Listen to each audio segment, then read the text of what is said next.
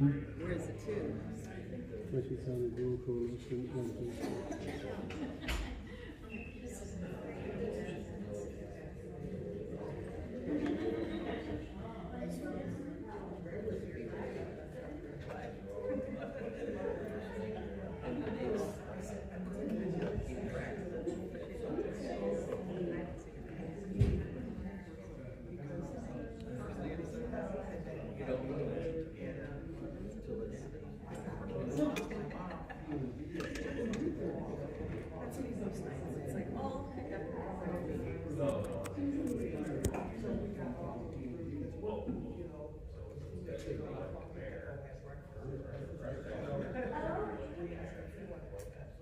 You see?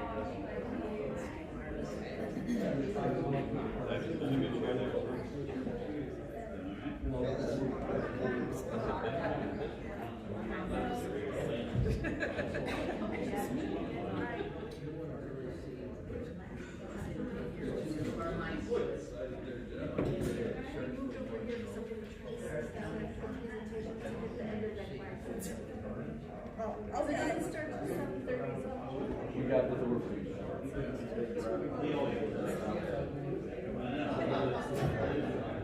If you see it like Sam and Elena and that, tell them, say, yeah, I'm here for change.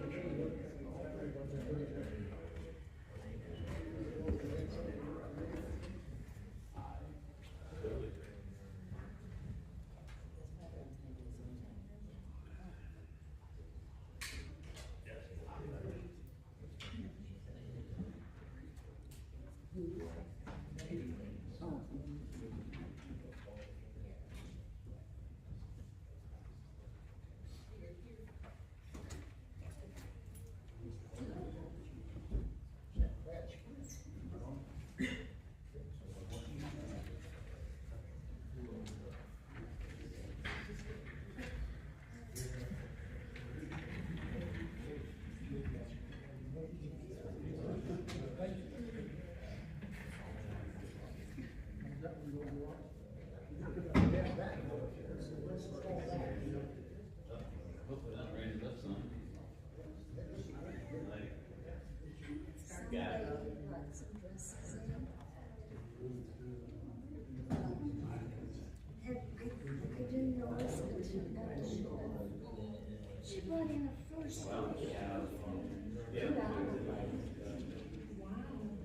I mean, it's not for, no. I know he's not coming from your appointment. I know. Or is it real? It's like a short. Yeah, stuck.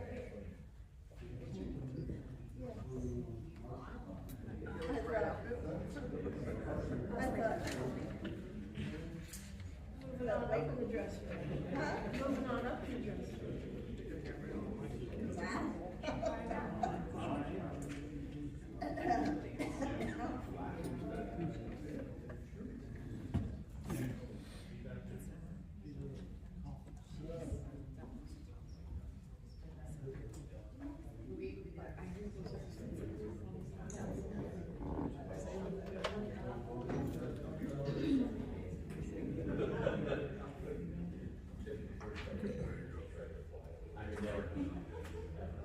It's the first time in quite some time.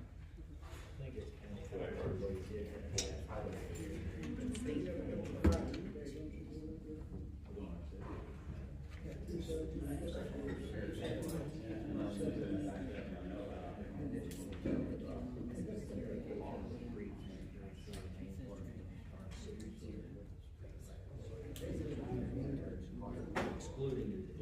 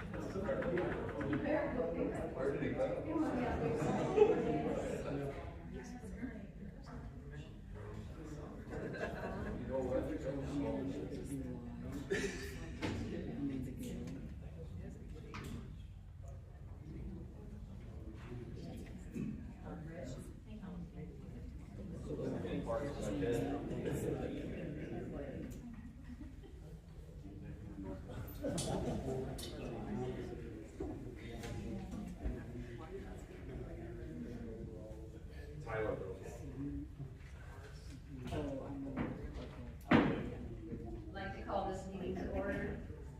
Madam Clerk, roll call please. Mayor Kelly. Here. Alderman Cleve. Here. Alderman Cass. Here. Alderman Franz. Here. Alderman Hogan. Here. Alderman Lush. Here. Administrator Mitchell. Here. Attorney Carr. Here. Chief Huntington. Public Works Commissioner Brewer. Here. Please all rise for the pledge of allegiance. Please remove your hats as well. Thank you. Pledge allegiance to the flag of the United States of America and to the republic for which it stands, one nation, under God, indivisible, with liberty and justice for all.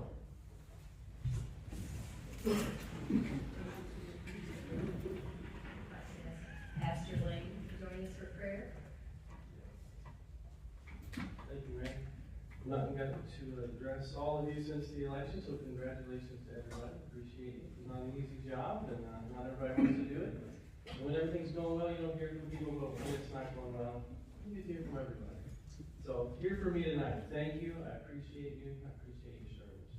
Jeremiah 29, verse 7 says this: Seek the peace and prosperity of the city to which I have carried you.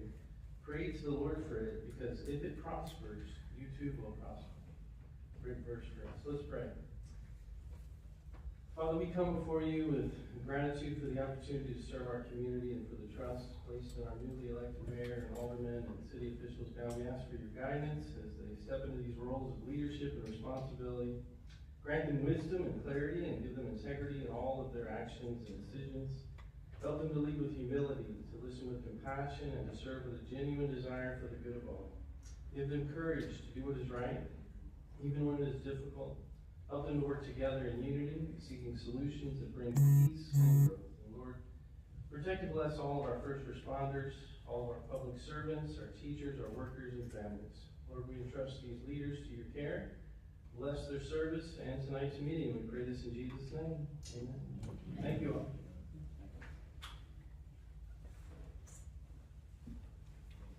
Approval of minutes, Madam Clerk. Just need a motion. Did you read it? Remember, there was two sets of meetings for that night, just for the, We skipped the agenda. okay, sorry, skip the agenda. Back up, sorry. Approval of the agenda? I'll make a motion. Second. I would propose to amend the agenda and add a closed session at the end. And Attorney Carr, you have to tell us what the code is in Missouri. So that would be pursuant to 610-021, subsection 1, to address a possible claim with respect to the city. Thank you. Second. Thank you. All those in favor? Aye. Aye. Any opposed? Any abstained? Approval of the minutes. Madam Clerk? Thank you. Approved by Alderman Hogan, is there a second? I'll second. Alderman Cleve, all those in favor? Aye. Any opposed? Thank you. Okay, now to the mayor's report. First of all, we have an appointment of David Nicholson to the unexpected term of Ward 3 Alderman. Is there a motion? I move. Thank you. Alderman Bruns, is there a second? I'll second. Thank you, Alderman Cleve. All those in favor? Aye. Any opposed? Any abstained? Madam Clerk, would you do the honors of swearing in our new alderman? Mr. Nicholson, could you approach the front, please? Thank you.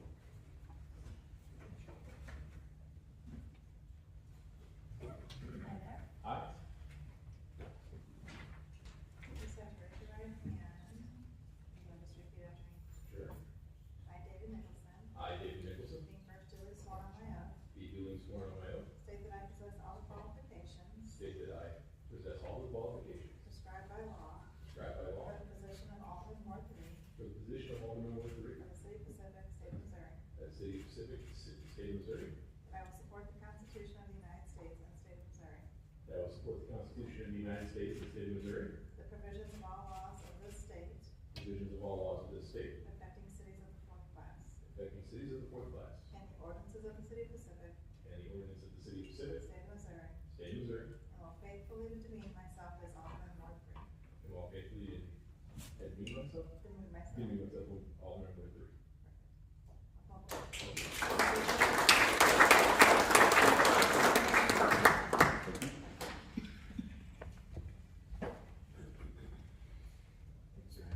Thank you. In order to move things on a little further faster, I'm going to try to ask if I can approve reappointments to the Planning and Zoning Board. I have two. Madam Clerk, would you read B and C, please?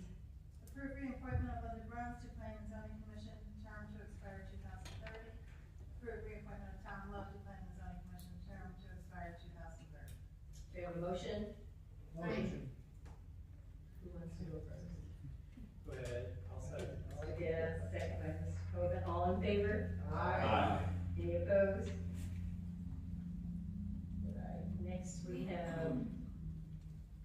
Item D, Madam Clerk, would you read it, please? Approve reappointment of Jeff Tudor to the Merrimack Valley Historical Museum and Genealogy Society, term to expire 2029. Is there a motion? I move. Second. Okay, Alderman Gass, Alderman Bruns is the second, all those in favor? Aye. Any opposed? All right, now are you still comfortable with doing that? Because I have 1, 2, 3 appointments, 4 appointments to the park board. Madam Clerk, could you read E, F, G, and J? Approve appointment of Courtney Minks to the Park Board Committee. Approve appointment of Kimberly Moore to the Parks Board Committee. Approve Gina Carter to the Parks Board Commission. Okay, is there a motion to approve the 4 new members of the park board? Who would like to go first? Okay, thank you. Mr. Nicholson, is there a second? Second. Thank you. All in favor? I have a question. Oh, yes, sir. Yeah, could we specify some, terms on these, or is that 2029, I believe is communicated, the term expiration? The top 3 will be a 3-year term. The last one will be a 2-year term according to the chart that city clerk and I looked over. So Gina Carter will be the 2-year term, the rest will be 3. Correct. Thank you. Thank you. Okay, moving on to item A. Oh, The vote. I'm sorry. All in favor? Aye. Aye. Any opposed? Sorry. Are they here tonight? They're not. Item A. I'm gonna turn this over to the president of the board. So, I'm sorry, did Yeah. we do H and Oh, I? did I skip over them? Sorry. Yes. So do you want those separate since they're 2 different positions, or are they okay since they're both board of adjustment? I'd like to make a motion for them both to go for board of adjustment. Is there a motion? Motion. Thank you, Mr. Gass. Is there a second? Second. Thank you. All in favor? Could we also get the term for those, ma'am? The term on those 2, and then it's not listed in the minutes. The term. I know I'm asking for city clerk to see. Oh, I'm sorry, I have my glasses on. I know the alternate. Well, the one would be 5 Yeah, years, one's right? alternate, yeah. The full would be 5, I just don't know what they alternate. Is that also 5 years? I believe so, but I'm not 100%.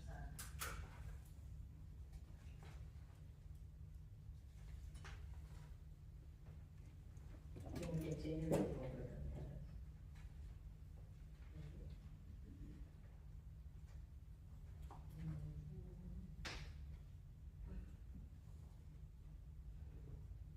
One would be May of 2030, and the alternate would be, well, that's quite long. There's not been an alternate in some time, evidently. Again, Yeah. Mr. Frank's been holding that. They're- It's not 5. They're 5-year terms, so it goes to So, 2031. 2030 is, as well. Yeah, it will be 2031. I think you. Satisfactory for you? Okay, thank you. Then I'm gonna turn it over to item A, approval of Alderman Latham. The vote on I. Oh, the vote's on, sorry. H and I. All in favor? Aye. Any opposed? Any abstained? All right, now I'll try to get to you. Item A, 8, approval of Alderman Latham. Yeah, so I reached out to all the aldermen to find out, what made the most sense for everyone. Happy, obviously, I'll read all these and then we can discuss them and approve them, but for planning and zoning, liaison will be Alderman Lesh. Park Board, liaison will be Alderman Hogan. Merrimack Valley Historical Museum and Genealogy Society will be Alderman Bruns as liaison. Industrial Development Committee would be, myself as liaison, Alderman Cleve.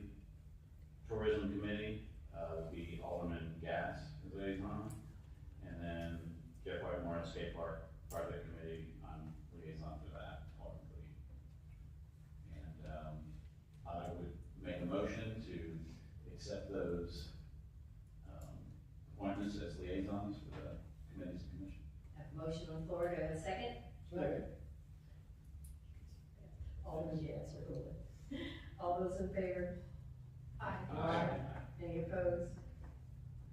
Yes, sir. Thank you. Tonight we have a presentation from the City Partnership. We'd like to welcome you for joining us tonight.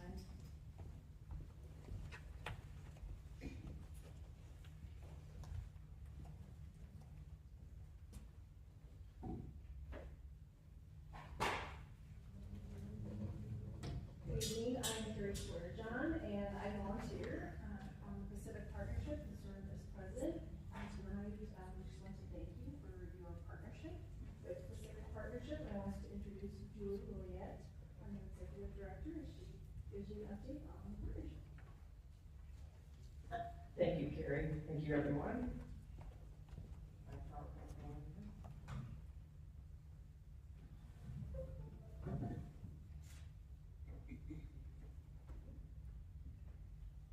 There we go. Anyway, thank you for welcoming me tonight to give a quarterly report for the Pacific Partnership. For the first quarter, and our quarter is from January to December. Board officers have been elected, 2026 event plans are finalized, and we're getting ready to plan. We are planning, and they're all in place. We had a great St. Patrick's Day parade. I think we had as many participants as we could take. They've appointed myself, and they've already sent me the 2 days of new director training. If you've gone by the plaza lately, we have 18 new picnic tables, 2 benches, and we're continuing to go over grant applications for plaza improvements. Our investments, the City Pacific is providing funding for $8,000 per quarter. That money, we'll talk about that money later. We spent $19,742 on the plaza tables, but that is a grant reimbursement from the Department of Natural Resources. We spent $835 on St. Patrick's Day parade. And then you can see the numbers we've allocated for different business operations, and we've invested in our website and our marketing. Volunteer hours, I have not quite wrapped my head around how to track them successfully, so I think that's a little light, but we've at least got 85 volunteer hours. Our planning, Sunset on the Rails concert series starts this Friday, so come join us, please. We'll advance every second Friday of the month, now until December, which will include food trucks and vendors. We're in the planning stages for and implementing the 24th annual car show, which has always been very successful in downtown Pacific. That's on June 27th. We're maintaining activity and participation in economic development meetings and in the Route 66 committee meetings. We're continuing collaboration with partners to enhance local economy and tourism, support downtown preservation and beautification, and encourage investment opportunities. And I'm going to talk some numbers here a little bit. The city provides $32,000 a year in funding. We very much appreciate your support. What we do would not be able to do what we do without that support.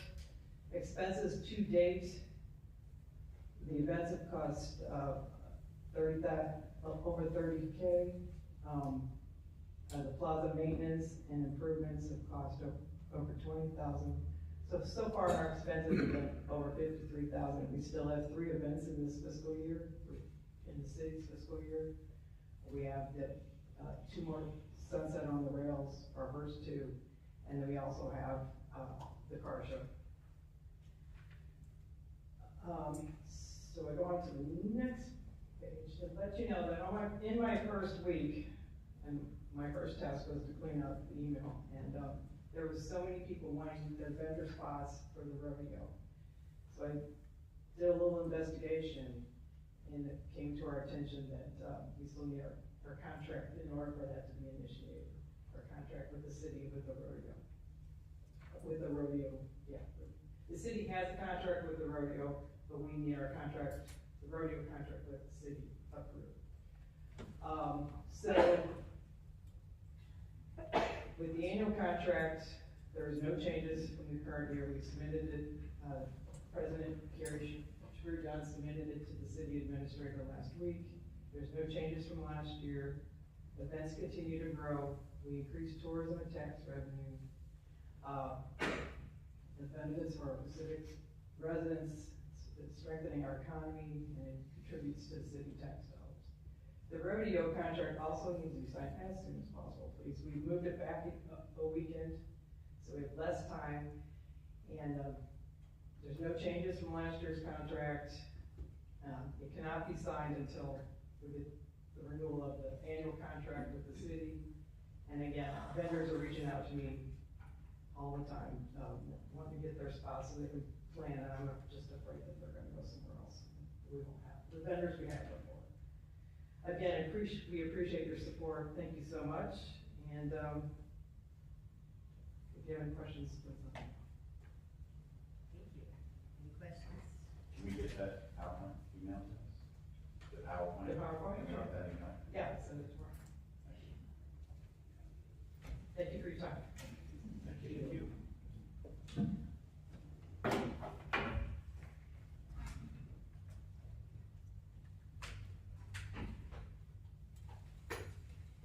Any comments, motion, suggestions at this time? We'll move on to public hearing. On this public hearing, we are actually been in contact with the large investments, and they have reached out and asked, and I will be asking the board for a motion to table their development for 60 days due to some unexpected things that have happened in the community lately. If we would like to have a public hearing, we may go ahead and continue. There's no speakers. However, we will continue this public comment to stay open with the actual development being heard the night of the meeting. So I have a motion to continue the tabling of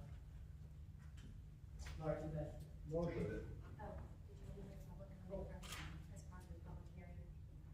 Well, on another note, I was gonna say, if our consensus is to table for 60 days, would it be best, Attorney Carr, to close this public hearing after tonight? And then, because that time period, we've got to reissue notifications, correct? Well, I would keep the public hearing open, and so then they can come back, and if those who want to speak tonight, if they don't want to come back, then they won't have to.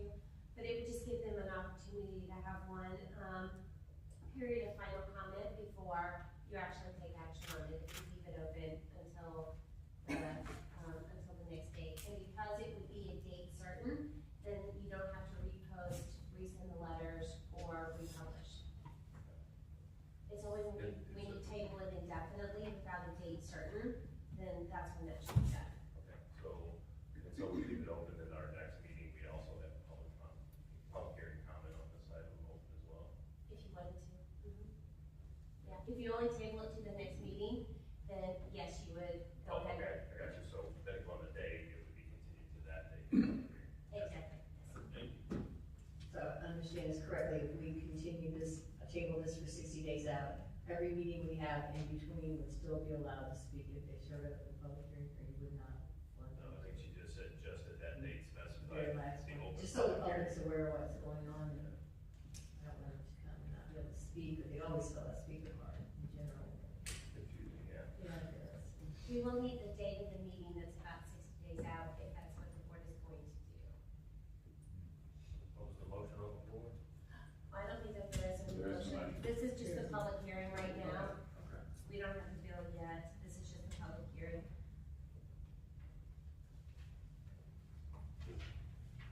Are there any speakers for the public hearing?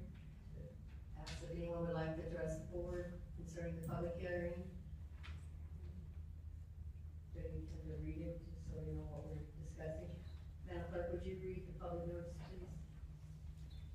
The City of Pacific Board of Aldermen will conduct a public hearing to hear comments on a map amendment rezoning for 1854 Oak Ridge Summit Road, 587 Katy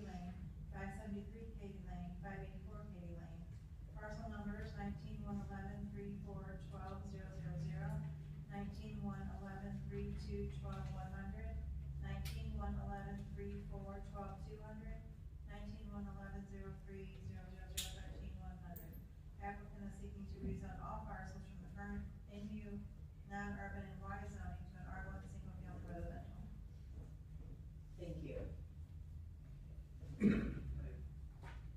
I would make the motion to postpone on count right, motion to postpone to June 23rd.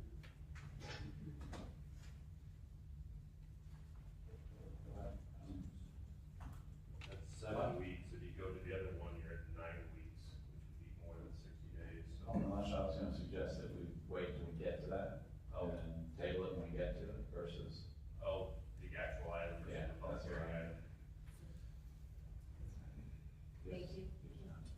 Thank you. All right, and we will move on to public participation. Now we have 4 speaker cards. The first one would be Jeannie Vanderman.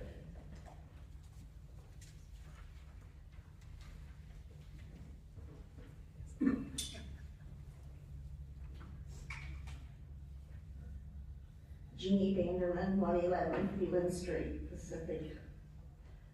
Okay, I want to talk about one of my pride and joy, and it's the veterans. We received the second batch of banners that will be going down on St. Louis Street. And they came out really perfect. You know, we always think, you know, is this something going to be wrong with them? But, and the pictures, sign experts did a great job. So they will be put up sometime before Memorial Day. And then, some of the banners that are up there, I told them that, like, my dad and my 3 uncles, I said, take them down because they've been up there for a year. Because we don't have enough, we don't have that many, you know, to put them all up. And plus, this time, we're going to have on St. Louis Street, from First Street to Columbus Street, so we're going to have all of them. And some of the families have seen them, and they were very pleased, so that made me feel good. So, and another thing I'd like to report, this past weekend, I volunteered down at Red Cedar, and Friday, May the 1st, okay, Drew was down there by himself. The attendance was 105 attendants, and he sold $649.50 worth of merchandise. Now, I was down there with him Saturday, and oh man, we were busy. And so we had 97 in attendance, and we sold $995.46 worth of merchandise, almost $1,000. Then Sunday, I was down there with Carol, and we had 45, and we sold $267.50 worth of merchandise. People from all over. Saturday we had Canada, Las Vegas, Ohio. They came in and they were on their way going to Route 66, and they wanted to stop by, and I asked them. I said, who's a veteran, you know? And they, you know, then I got to talking, you know, and then I pulled out the banners and was showing them, and they were, where did you get them? I said, well, the company here, you know, and the families bought them, so I was very pleased. Thank you.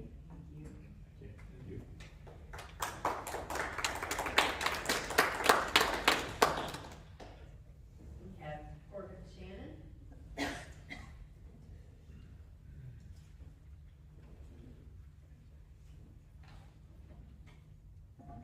Mayor, members of the board, good evening. My name is Corbett Shannon.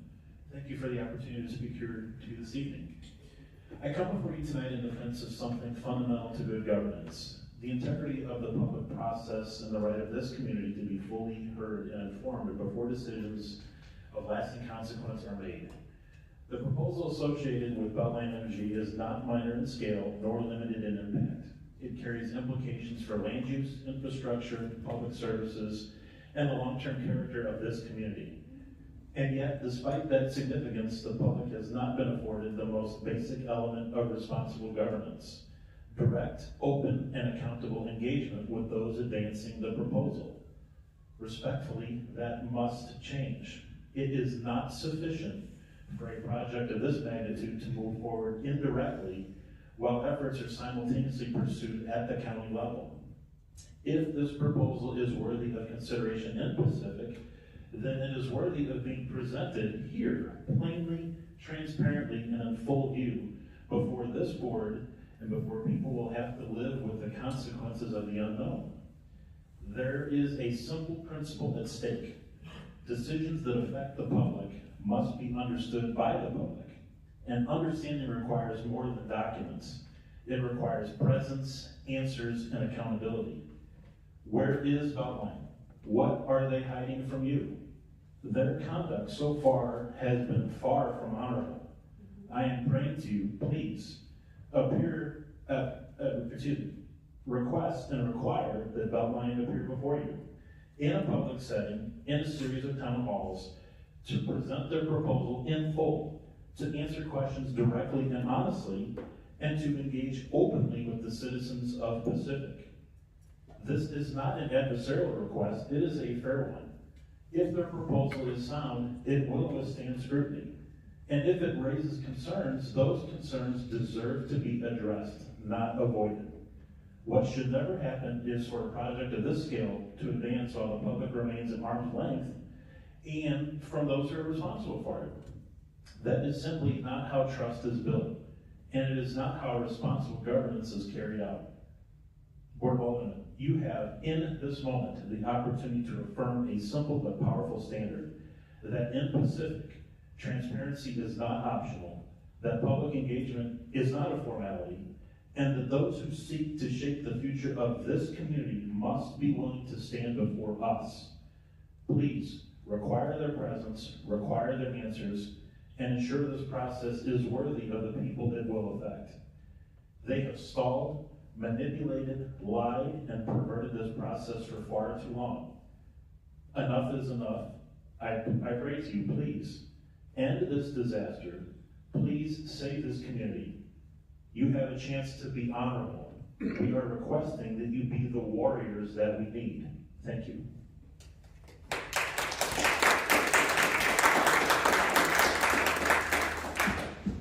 Jessica Nicodine.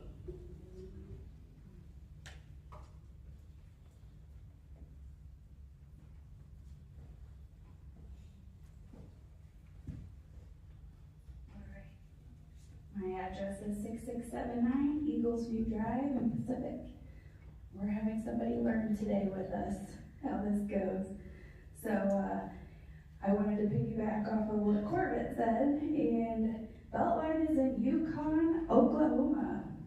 And here's the news article from Oklahoma News 4. Attempts to attend a meeting, a community Q&A hosted by Beltline Holding, the company of proposing a large-scale data center developed in Yukon. Excuse me, this is a private event. A man who identified himself as working for the company hosting the meeting as Channel 4 attempted to enter. When News 4 asked why media were not allowed, the person responded, "It's a private event," and added, "Would you have the media at your birthday party?" Several attendees said they remain concerned about how Beltline is communicating and not communicating with the public. I would like to see Beltline blacklisted from developing in Pacific. They are unethical and have created havoc and distress in the community. And let me tell you a little story. A couple months ago, I had this girl reach out to me from Oklahoma. And I got to know her, and she asked how she can fight.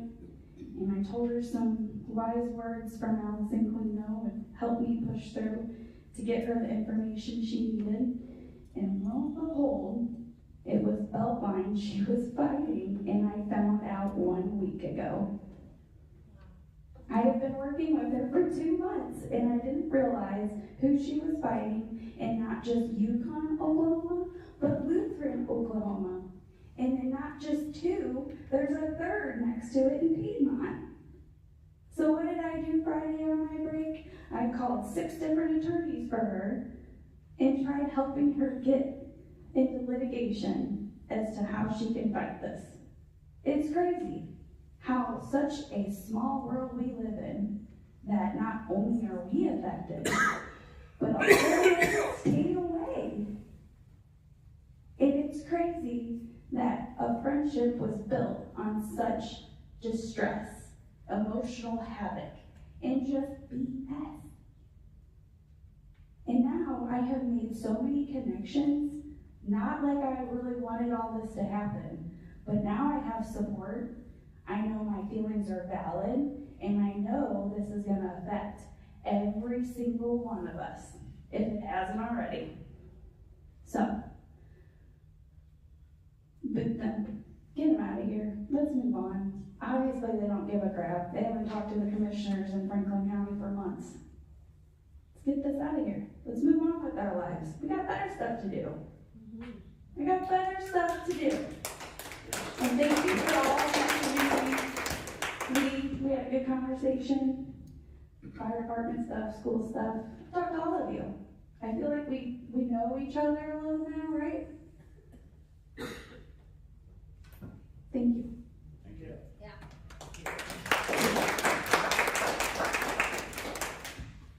Dana Bowers.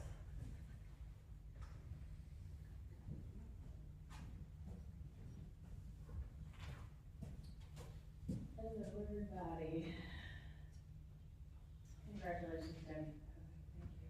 And thank you guys for being here and doing what you do. And that's actually why I'm here tonight. I'm not here to complain about anything or any major concerns. I know, isn't that different for you? I want to read something to you guys. I am so proud to be part of the Pacific community. Tonight, our Planning and Zoning Board listened to us. The data center was listed under old business and was not scheduled to be heard, but they still treated the public with respect. They were responsive. They allowed people to come up and speak, even if they had not filled out a speaker card. They let residents ask questions. They listened and responded. Planning and Zoning Commissioner Ms. Bruns was very receptive, thoughtful, and willing to hear the concerns in the room. I want to give a very special thank you to Alderman Liaison, Mr. Lynch. He truly fought for us that night. He pushed back and required clarity, advocated for transparency, and most importantly, used his voice to represent the citizens in this room and in this community. After so many weeks of feeling unheard, that night we felt very different. That night felt like local government and our community members who live next door to us were actually working the way it's supposed to work. I know that there's still a long road ahead. There's still questions that need to be answered, but I also believe it matters when our public officials show up with respect, patience, a willingness to listen. Tonight, I'm very proud to be represented by a government that remembers it represents the people. Very, very, very proud to live in the Pacific. And so is Allison Quino. She wrote that. I know most of you probably don't get on Facebook. If you do, you avoid anything that has anything to do with data centers right now. But that was written because we do believe in you guys. We do believe that you're listening. We do believe that you hear what we're saying because you are one of us. You are our neighbors. With that being said, I'll follow up with what Corbett and Jessica said. We deserve better in this community. We have earned the right. We live here. This is our home. This is your home. They have been disrespectful, not just to us, but other people in other communities. does not deserve to be here. Amen. Our community deserves better. If we're gonna allow a business to come in here and do business with us, utilize our ground, our home, our farmlands, our community resources, we deserve to have a business in here that is reputable, that is not vile, deceptive, manipulative. We deserve better. I feel at this point in time, and I know several of you do as well because I've had conversations with you, we should be giving them and making them, demanding that they do what we ask of them, not them telling us what we can and can't do. I feel like we should be giving them a timeline. You have X amount of time to come in here and either do your presentation or withdraw your application. It's one or the other. The mental, the emotional, the financial stress and strain on this community, we don't deserve this. So they need to either come and present, or they need to take their ugly little lookers and go on back to Georgia. Thank you guys, and I do appreciate every one of you.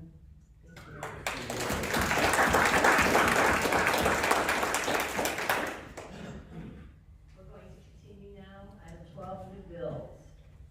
Madam Clerk, would you please read bill number 5318? An ordinance amending table 1A of Schedule 1 of Title 3 of Municipal Code to direct that a stop sign be posted to require that southbound traffic on Westlake Villas Drive stop prior to entering Westlake Court. If I may have it corrected, Alderman Holden, are you the sponsor of that as well? Thank you. So you were the first, so I just wanted to reach out to you as well.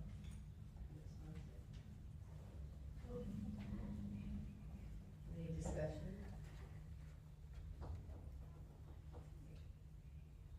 Moving on, bill number 5319. An ordinance amending the 2025-26 fiscal year budget to appropriate $5,000 of additional revenues from the tourism fund to authorize additional inventory for Red Cedar Gift Shop. That is our first reading, and Alderman Lesh, I had you making the motion. Did you want to be the sponsor, or would someone like to sponsor? I did, okay. I'm happy to sponsor, but you can sponsor too. That's why I sponsor, I just read through the minutes and when you No, not say. I'll take it, I'll take it. Alderman Free, thank you. Any discussion? Conversation? Madam Clerk, if we move on to bill number 5320, please. An ordinance providing for the conditional acceptance of dedication of streets, sanitary sewer mains, water mains, and storm sewer facilities within the street right of way, excluding detention basins with Pacific Logistics Park. That is our first reading, and do we have a sponsor? Yeah. Any discussion? Mayor, can we add sidewalks to that, those?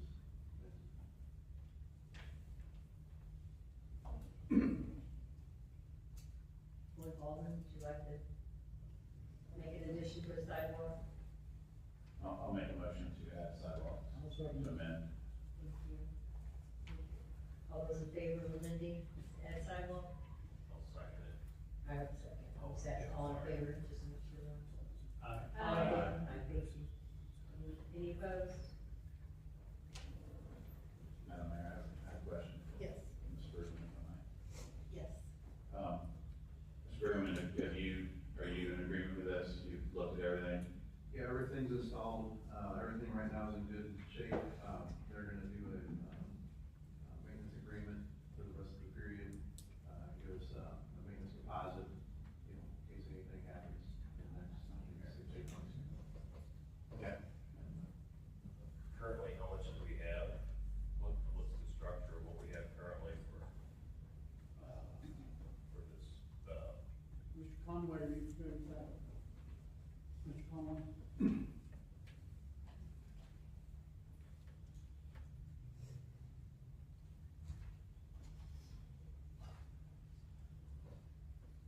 Hi, Dan Conway with Conway Contracting, 505 South Ewing, St. Louis, Missouri, 63103.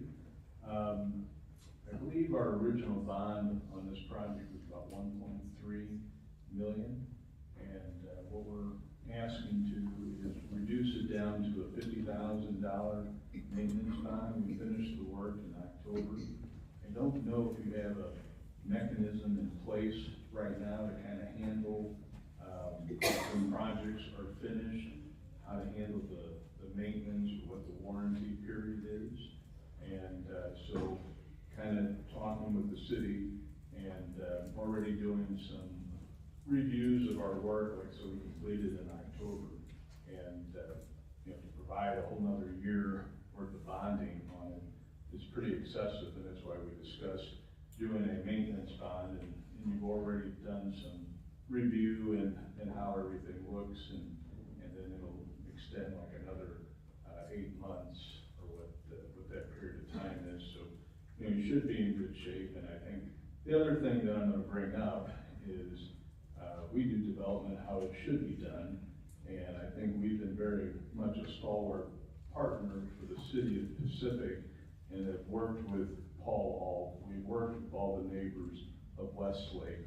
I've personally, out of my own pocket, because the city didn't have the money, we went ahead and raided somebody's yard, extended riprap where the city didn't have the money, from our property to their property to a private structure. And there's 2 or 3 other neighbors right now that we're allowing them to haul dirt to their yards around that area. So, you know, we've been very much a partner and come up with a lot of solutions to a lot of the city's problems in that area. So we'd appreciate your guys' help in this matter, and you guys have been, you know, a very much a willing partner working with us, and I think we're kind of part of that, creating the city of Pacific a place where you're gonna work, live, and play.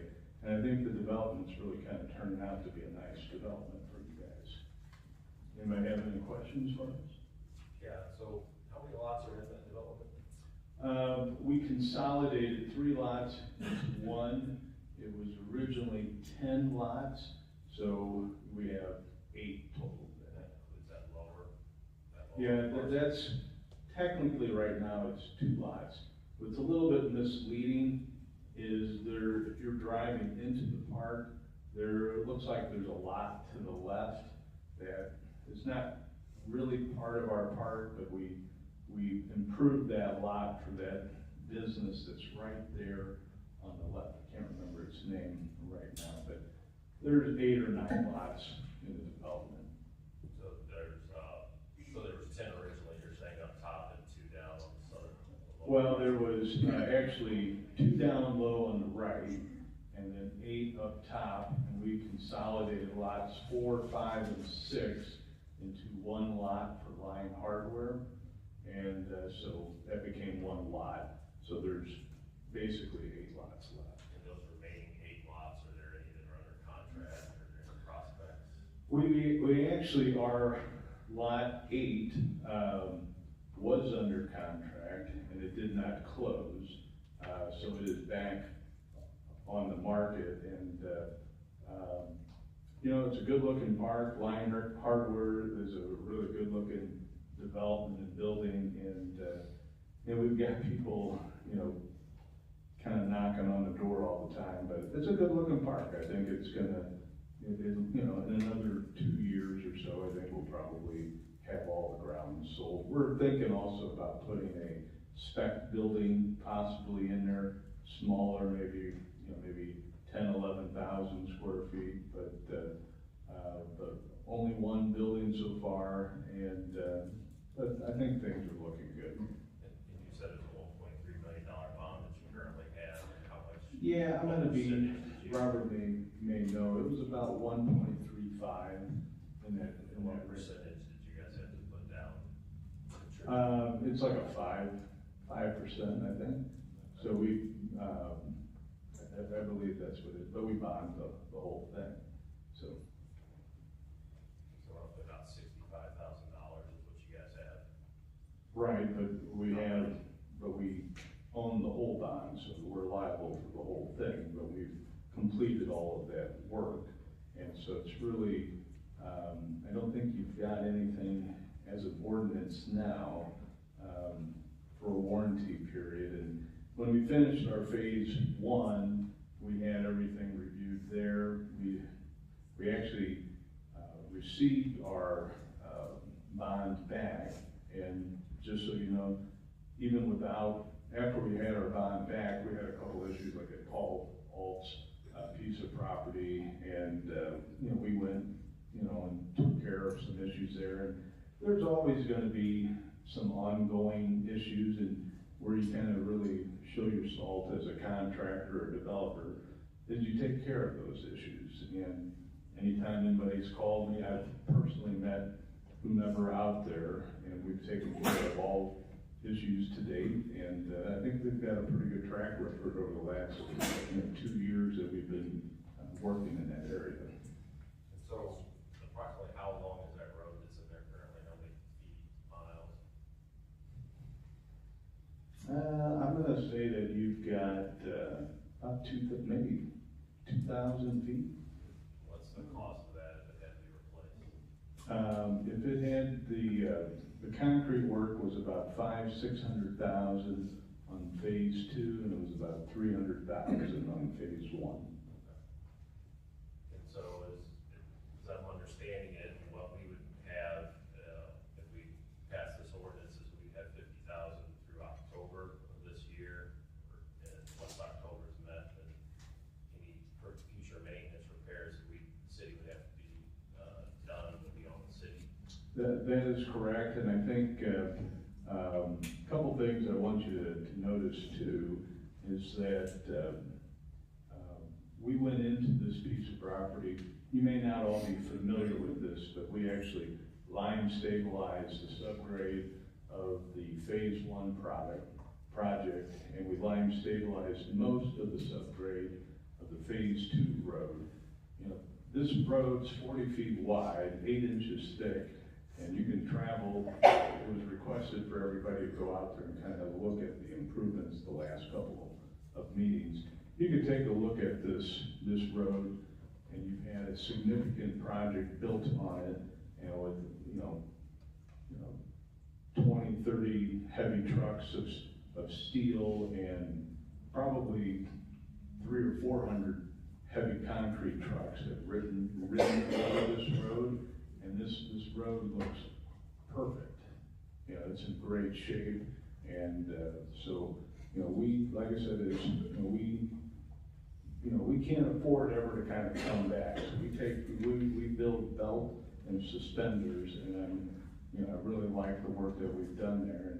And like I said, right now, you don't have that mechanism in place, and for us to bond another year after, we've already been done 7-8 months, and I think, like I said, the road looks good, and there's been a lot of traffic on it, so I'm pretty confident, and I think you could be very confident of how it looks. So, that was kind of where my concern was. 8 inches of concrete, will hold up pretty well for the trucks that are gonna come in there and build out the rest of it. And it doesn't sound like, we have a known date of how long that's gonna be. It could be 2, 3, 4, 5 years as that construction continues in there. But I just wanna make sure the city's got ample, money as far as taking care of any, possible small repairs to that road going forward. Well, the name of the game is, it's not just eight inches of concrete, because it's all about the base. And so if you can go in there and you're making sure somebody's not pouring a concrete street on a wet subgrade and it's pumping as you're driving the concrete trucks and everything. So we literally tilled in line for this whole road and turned the dirt subgrade into concrete almost before we put the rock base down and before we put the concrete road down. So like I said, is with all the construction, what you may have noticed in the past, after you've done some residential subdivisions, all of a sudden you're building in that subdivision, and by the time that subdivision's kind of done, that road already looks kind of beat up. And so, in the commercial sector, we kind of built a little bit higher standard. And so, as I was talking with Robert, all the things that we did to the subgrade, because, we're here, we're going to be a partner in the city of Pacific and Franklin County for years to come. And we hope this isn't our last development here. Point taken, and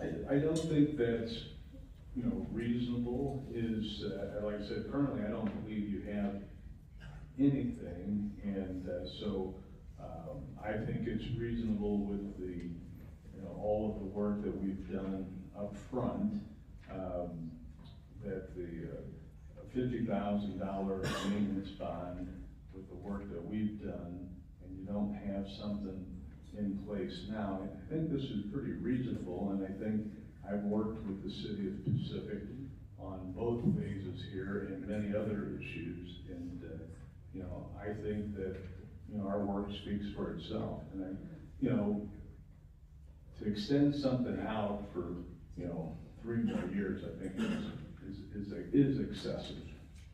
All right, thank you. Okay. Question for you, what's the square footage of your building that's out? Well, that building is 90,000 square feet, and then they are proposing another 150 or 200,000 square foot addition.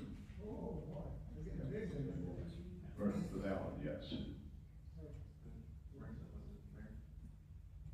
I know you're worried about other developers coming in, and Attorney Carter could probably speak to this, but if we have a different developer coming in a couple of years to build on a lot, if they tear something up, we can hold them liable for the damages they create on the city property.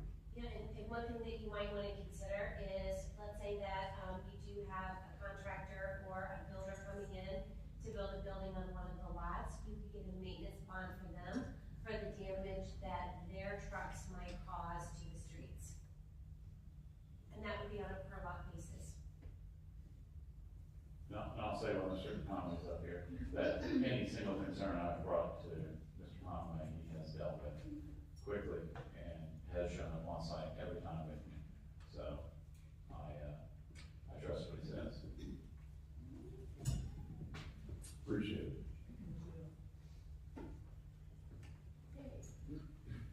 Moving on, consideration of bills previously introduced. Madam Clerk, please read bill number 5317. An ordinance amending table 1A of Schedule 1 on Title 3 of the Municipal Code to direct that stop signs be posted to require that northbound and southbound traffic on Columbus Street stop at the intersection with Walnut Street. Do I have a motion? Move. Second? Motion, all in order. Second? Second. Any discussion? Roll call, please. Alderman Nicholson. Yes. Alderman Cleve. No. Alderman Gass. Yay. Alderman Bruns. Yes. Alderman Hoven. Yes. Alderman Lush. Yes. Okay. With the vote 5 yeas, 1 nay. Bill number 531 passes and becomes ordinance number 3488. 3488.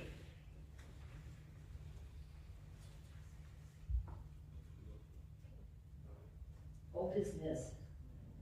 Bill number 5298. Madam Clerk, would you please read? Bill 5298.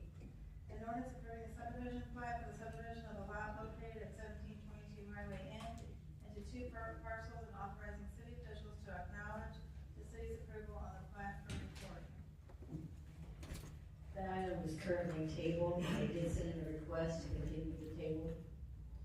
Madam Mayor, I'd like to make a motion to untable it so that we can discuss. Second. Motion on the floor to untable by Alderman Cleve, seconded by Alderman Hogan. All in favor? All in favor? Aye. Any opposed? Discussion. So do I need to make a motion to approve before I can discuss, right? Usually, yes. Okay, so I'll make a motion to approve.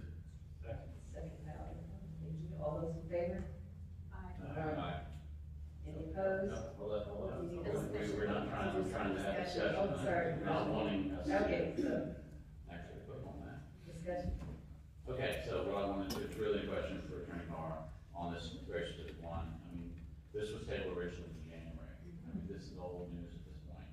And I think no matter what, even if the petition comes back and says, okay, we're ready to go, I don't want us to vote that night. We don't have any chance for anybody to come back and talk about it, or it's just another one of the things that keeps dragging along.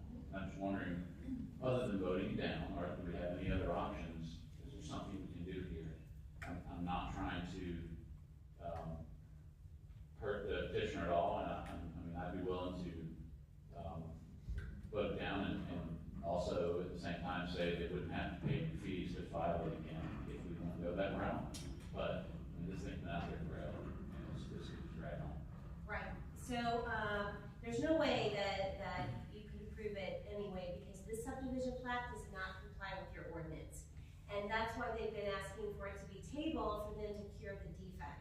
So they're gonna have to come back to you anyway, with a plan on how to make this comply with ordinance.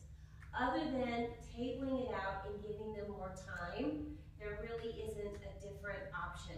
Because, they did petition the government, they filed an application with the city, so, you can't just drop it from the agenda and just say, okay, we're just not going to do anything with this.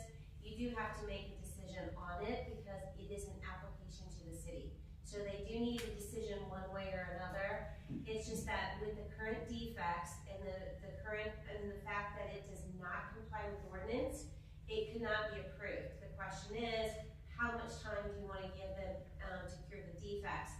And given that it has been, quite some time, when they do come, if they do come in with a plan to fix the issues, then you may want to send it back to planning and zoning anyway, even if you've given them additional time.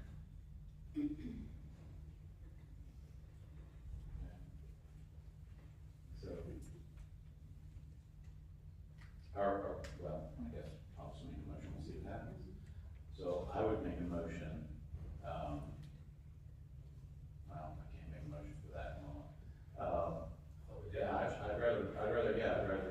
I'd just go ahead and vote on it, and I'm for voting it down, and then I'll make a motion afterwards, just so you guys know before you vote, to, waive the fees to them to refile it, because I just want to get it off the books for now. Well, yeah, I was gonna say, I think it's a little more than just housekeeping on the agenda, because the last time they were before us, we had, the property owner who came before us, and, he stated that he didn't want to give any, passage on his road, and he was also further concerned that, would the city make him, and we told him no, that, he didn't want passage on his road, that the city wouldn't be taking any action to make that happen, certainly without, further consultation. And with that, and the other thing is, Attorney Carr stated it, that this has been so long, there may be subsequent changes, this will most likely need to be reviewed again, starting with planning and zoning, so with that, it makes sense to vote on it. And if I may comment, just out of respect, they did reach out and ask for an extension. I would think that you would want to consider them being here if you're going to make a decision. So if you just wanted to continue to the next board meeting, you can choose to do what you want, but in the past, you've respected their requests and their wishes, so I just want that on record. Thank you. They're never here to talk about it, though. They always ask for a tabling before the meeting, and we never actually hear from them. You can deny that and ask to be at the meeting. It's your call.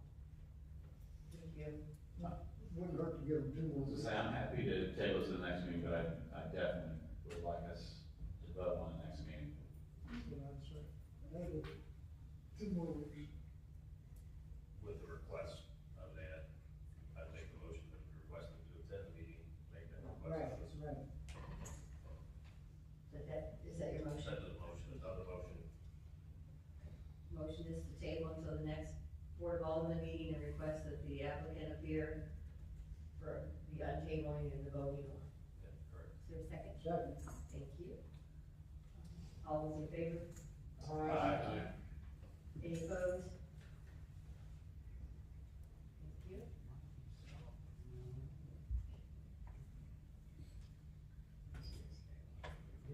Okay, next is resolution 2026-9.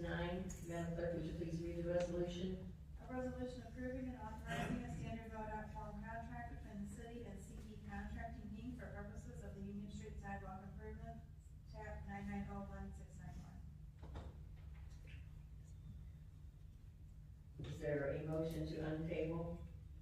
I'll make the motion, and I'll also make the motion that we rebid this job and remove the street and the water line. I think we need to do one at a time. Untable. Do I have a second? Do I have a second to untable? I'll say that. All those in favor of untabling? Aye. Any opposed? Now, Alderman Gantz, floor is yours. Rebid the job as per MoDOT's rules and, remove the street paving and the water line, and we'll see what comes back. Try to keep our grant in place, if we can. There is a motion on the floor, is there a second? There is a motion on the floor, is there a second? I'll second, so no discussion. Any discussion? Motion, Alderman Gass is made, Alderman Cleaver second. Mr. Little, has anything changed with next year's budget as of yet? Are we still struggling to find, find money to afford things? We were a little over $1 million short last time we talked. We are getting closer to being,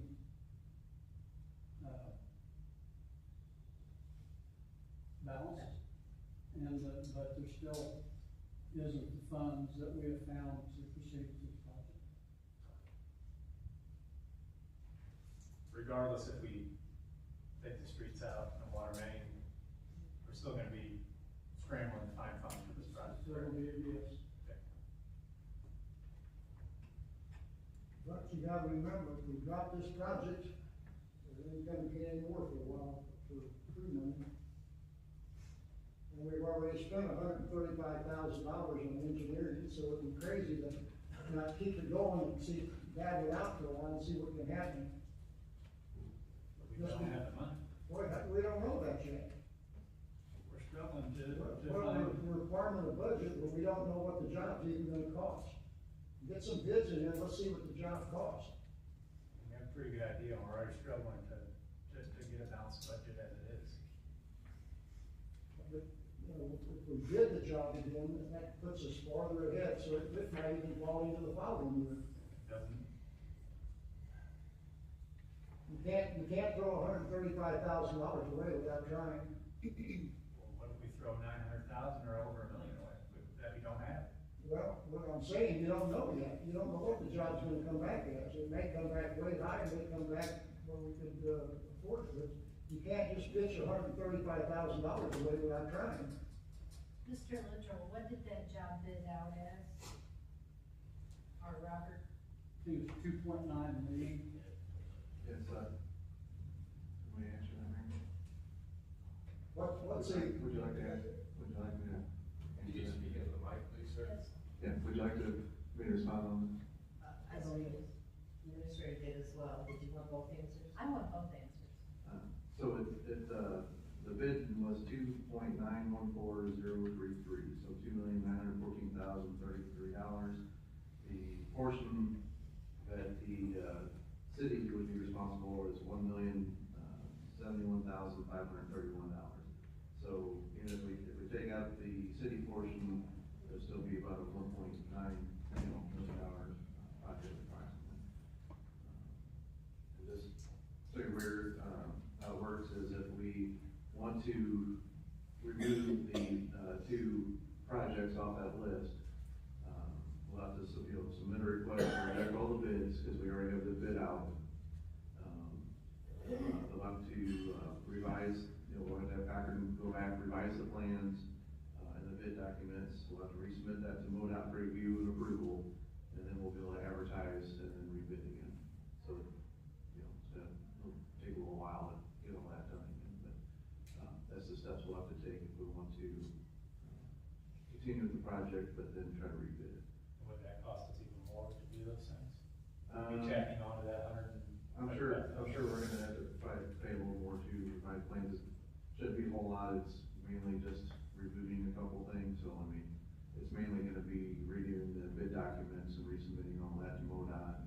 So yeah, I'm sure there'll be some costs associated in engineering with that. And based upon this bid currently, if you took, I know we already discussed this, but I don't have it in front of me. If you took the street and the water mains out, what was the cost? Well, the total would be, I mean, if it bid the same way it did before, Right. somewhere about 1.9, and then the city's portion would be like 20% of it. But we could probably go back in there and massage that bid, or that, plan a little bit and remove a few things in there and cheapen the bid up even a little more.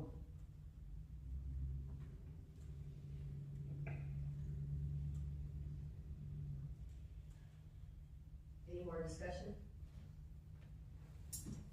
We have a motion and a second on the floor. Do you need the motion to repeat it to you, or all of y'all?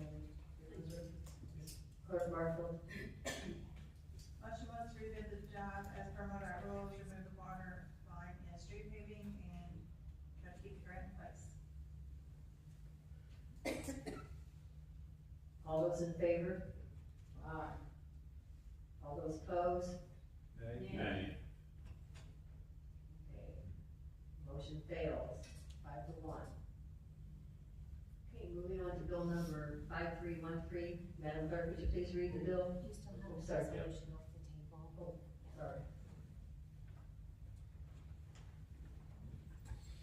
We still have the original resolution. Yeah, the original Which is resolution. approved Motion. of the MoDOT. I I need a motion. I'll make a motion. Second? Second. Thank you. Discussion? So this obviously in line with what we just did was, we just gotta vote this down at this point. Is that correct? That's the way I'm seeing it. I'm not seeing it correct. Saying yes to this would be saying we're moving ahead with the project. Yes. Definitely can't move forward in its current form with $2.9 million. Correct. Any other discussion? All those in favor? Any opposed? Nay. Nay. Please have it. Roll call. Do a roll call It was a Alderman, on a resolution? Go ahead. Alderman Cleve, nay. Alderman Gaps. Yay. Alderman Bruns, No. Alderman Hogan, No. Alderman Lesh, No. Alderman Nicholson. No. A vote of 5 nays to 1 yea. Motion fails. On to bill number 5313. Madam Clerk, would you read that bill, please? An ordinance rezoning certain parcels totaling approximately 7.89 acres located at 1854 Old Gray Summit Road, 587 Katy Lane, 573 Katy Lane, 584 Katy Lane, from NU non-urban and Y zoning districts to R1 single family residential district, and changing the city's zoning map accordingly. We decide on this currently tabled. Do we continue to table? No, we need to, we can upload it. And table it, and then table it again to a date certain.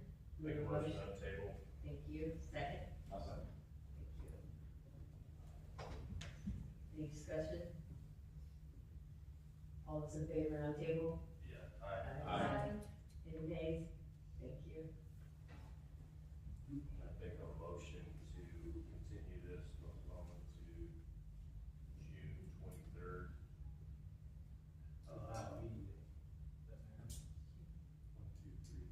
Oh.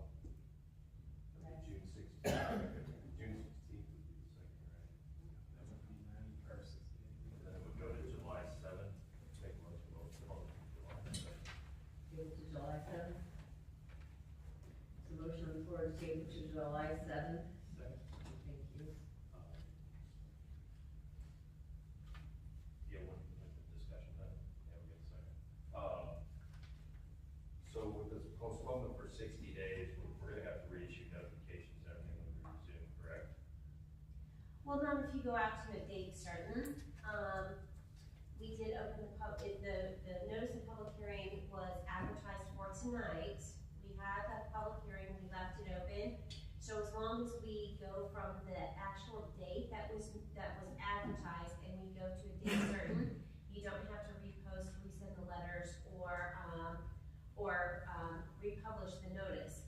It's when you open up a public hearing and you table something indefinitely without saying a specific date, then that's when I advise you need to resend the letters, repost the signs, and republish the notice. But tonight's public hearing was advertised for tonight, and the people who are interested in that public hearing were here tonight. And so if you go out to a date certain, you do not need to repost. Unless you want to, you always have that ability to do that just in case. Yeah, that sounds fine. The only thing I was gonna say was the property has our zoning signs on them. In this long period, if we can pull those and then replace them when we're getting ready to put this back on the agenda,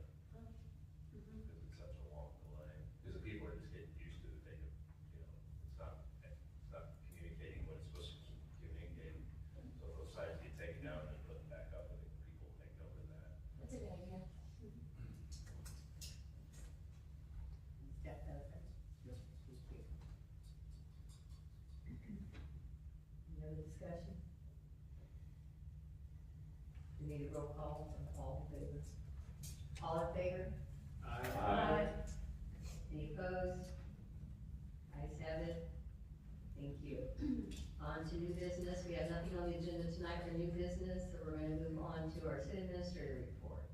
Short tonight, big boy train stopping in Pacific on July 20th, from 12:30 p.m. to 12:45 for the 250th anniversary. Thank you. Update on budget? Working on the budget, we're getting close to getting balanced. We believe we have some ways to get balanced. It's gonna take some, tough decisions on our part to do it, but we believe we can get it balanced. And probably could have that ready for a budget meeting pretty soon, whenever you're ready. The next admin ends up being Memorial Day after I look. We don't wanna do that. Yeah. So we'll need to figure out a date. Would you like for us to look at the calendar and, set up a date? That'd be fine. Okay. Does this board have a preference as to what date or any day during the week work that the room is open? Are we talking about an entire board workshop on budget, or are you talking about just the admin committee? We're talking about doing a board workshop. I don't know. Time is really what I look at. Yeah. Needs to be, We've typically done 6 o'clock in the past, so 6 o'clock, and I think, what, on Wednesday night? We do it I'm thinking like, it's Tuesday night, you got planning and zoning and board meetings, so that's usually out. Thursdays, board nights, Mondays, Right. park, and then I forget what's on. I don't think there is anything typically late on Wednesday. And you will have copies of the budgets before the meeting, so we'll let you know, we'll notify you when those are ready to be picked up in the box or when you read those. Thank you. Moving on, Chief's report. Chief Huntington's in the Missouri Police Chiefs Conference this week. He'll be back on Thursday. The only thing that we had on the agenda was the surplus vehicles. There's a 2016 Ford Explorer and then the pickup truck that's parked on the city garage. They both need to be surplus due to age, condition, and in the case of the truck, significant repairs that it needs that probably preclude it from service. Well, they currently do preclude it from service, but so we're asking to surplus those through Purple Wave and get what we can from them. Was there a reason? It's been some time since that truck was decommissioned. Is there a reason? I have no idea, Councilman. It was here when I started with the city in September, and when I asked about it, when we started this particular process in January, honestly, nobody knows how long it's been sitting up there or why it wasn't moved out before. Actually, I was initially told that it had been authorized for surplus before, but we couldn't find any documentation on that, so we're asking again. Is it just the transmission, or is there more wrong with it?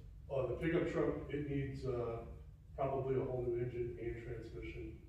Estimates have ranged anywhere from about $14,000 to $18,000.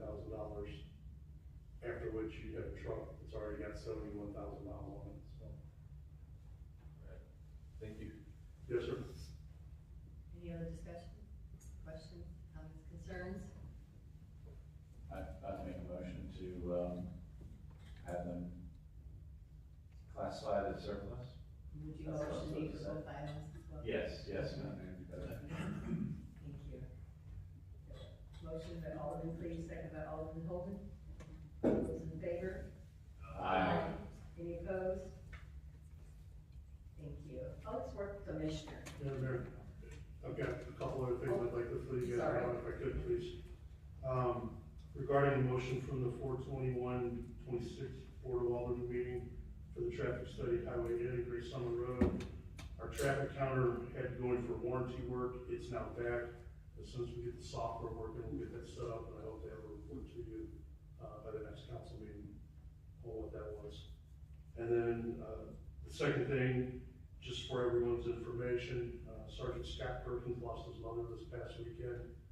While he's dealing with that, to deal with the manpower shortage that his loss has created, second SRO for the schools, and he's gonna be covering Sergeant Perkins' hours until he can get back to us, just as information.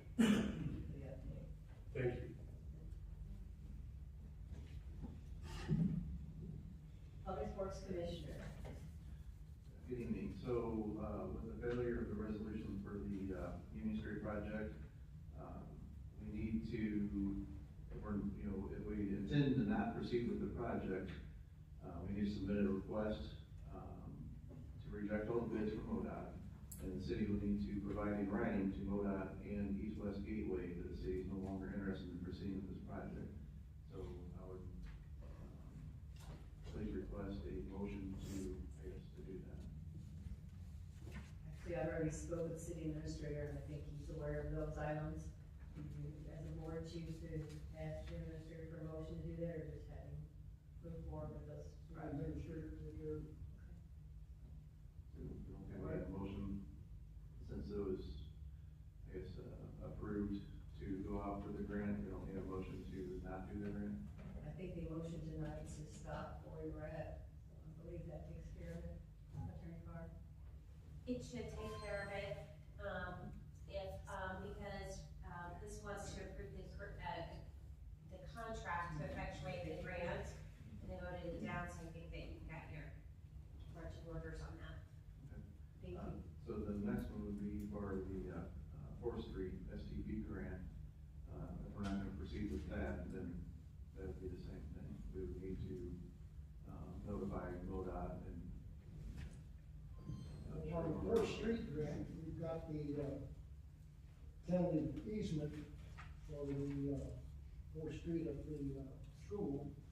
We got in, myself and Ron was there too, met with the school the day last week, and we're gonna trade them some sidewalk for that grant, or for that easement.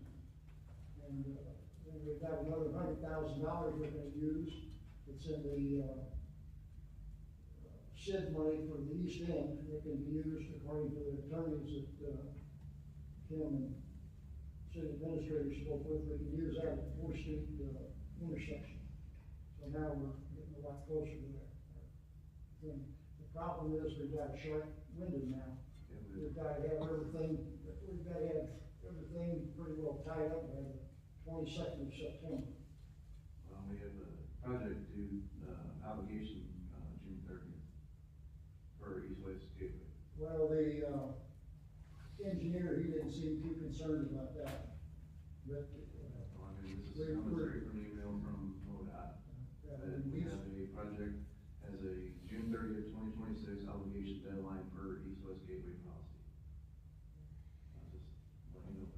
But anyway, we've got a couple easements, and this is the last easement, so this should get the ball rolling pretty quick.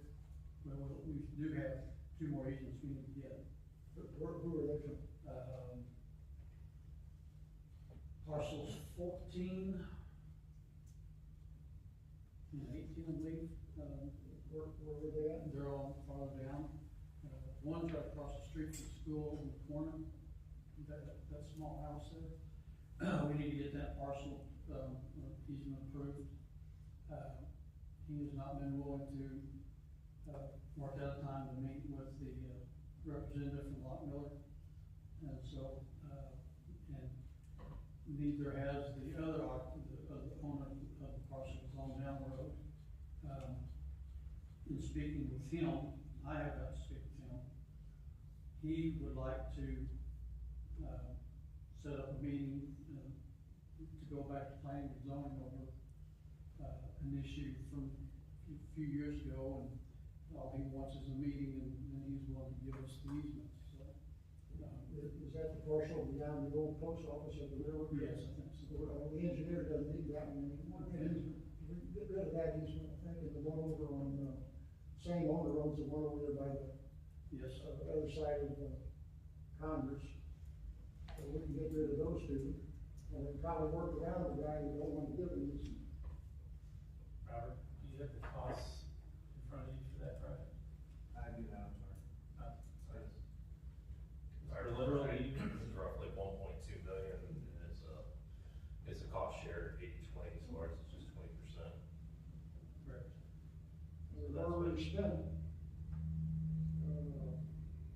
So that's what, 93 on plans and 17 on easements. so that's what puts this share of this at roughly $300,000. And as Mr. Gass mentioned, you got some money in the SID fund, that can be applied towards it. So this is a little bit more different, a little different situation than the previous Union Street. You know, this is 100% grant, eligible, and causing that same amount the cities have to contribute. The other thing is time. We still have some more time to get those easements, correct, Mr. Luttrell? Yes, we've got, that's been extended to May 24th. So we got till May 24th to get that squared up, and then we're already in our budget discussions at that time. That's what this was last time we talked about it. And right now, we're still, with the city money, we're still over $100,000 off. We've been able to afford that, so. Yeah, right, but the main point was, instead of making a decision to kill it last meeting and also this meeting, it's like, we've got some time, and Mr. Gass accomplished, that $5,000 easement we turned down and got that easement, just by talking to the landowner, so I think that's where we're at, is we got some time, namely, the time to see what the numbers are in the budget. I have a question regarding the sidewalks. Who's gonna do the work, and is it gonna cost us more than the $5,638? Well, the street department will do the work, and the material's about 2,000 probably per cement. So each employee's paycheck? Well, we're paying them anyway, you can't figure that. Okay, I was just being the devil's advocate, They're so. being paid, and the sidewalk is bad there because it should be put in anyway. Where is It'll be the right- sidewalk? Right in front of the school on the Fifth Street side. It's all broke up, and then if you walk on up the sidewalk, there's pieces out and everything else, all the way up to Osage. So we're gonna replace that whole sidewalk on Fifth Street Right. from Osage to Union? Well, not to Union, just past their school entrance. Where the big oak tree was that they cut down? Yeah. 200 feet of sidewalk. Okay. It's like a little over $2,000 worth of. Concrete, yeah. Right. Well- But it has to be done anyway. That's the point, that this is a better trade.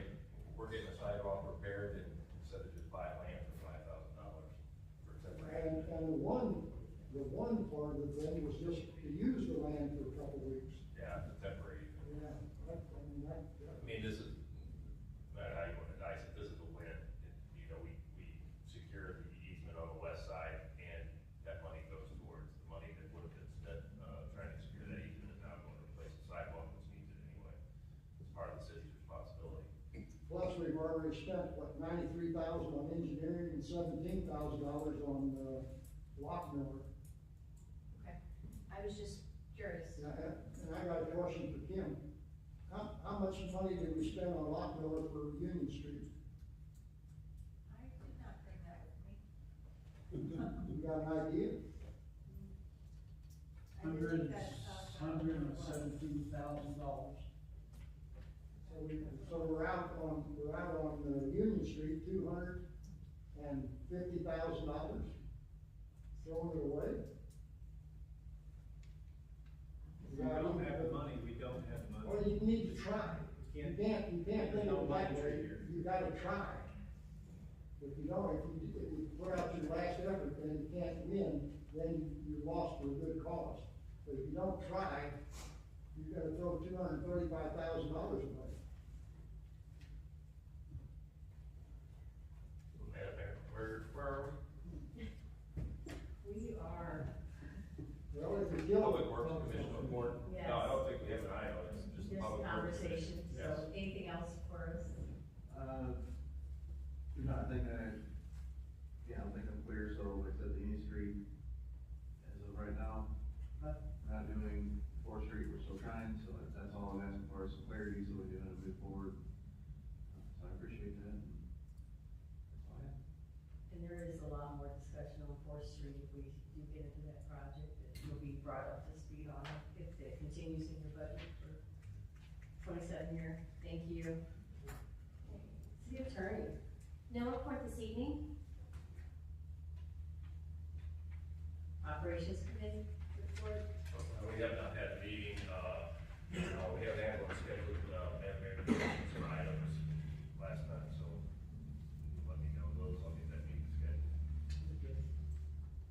administrative committee? We haven't met either. As I was saying earlier, our next meeting is actually, was the 25th, which is Memorial Day. So we won't be meeting that day, so our next scheduled meeting is June 22nd at 5 p.m. And Madam Mayor, do you need to make a motion for an appointment here? I would like to nominate Alderman Nicholson to join the administration committee. Anyone make a motion on that? I move. First and second, Alderman Bruns, Alderman Gads, all those in favor? Aye. Welcome aboard. Aye. Thank you. Planning and zoning.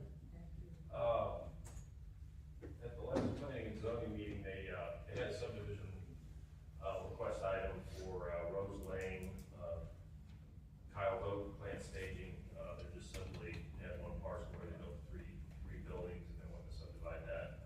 They have some, I guess, opportunity or change of plans or whatever, but, they talk like they're gonna be selling or leasing one of the buildings to somebody else, so that's the need when they need to subdivide it.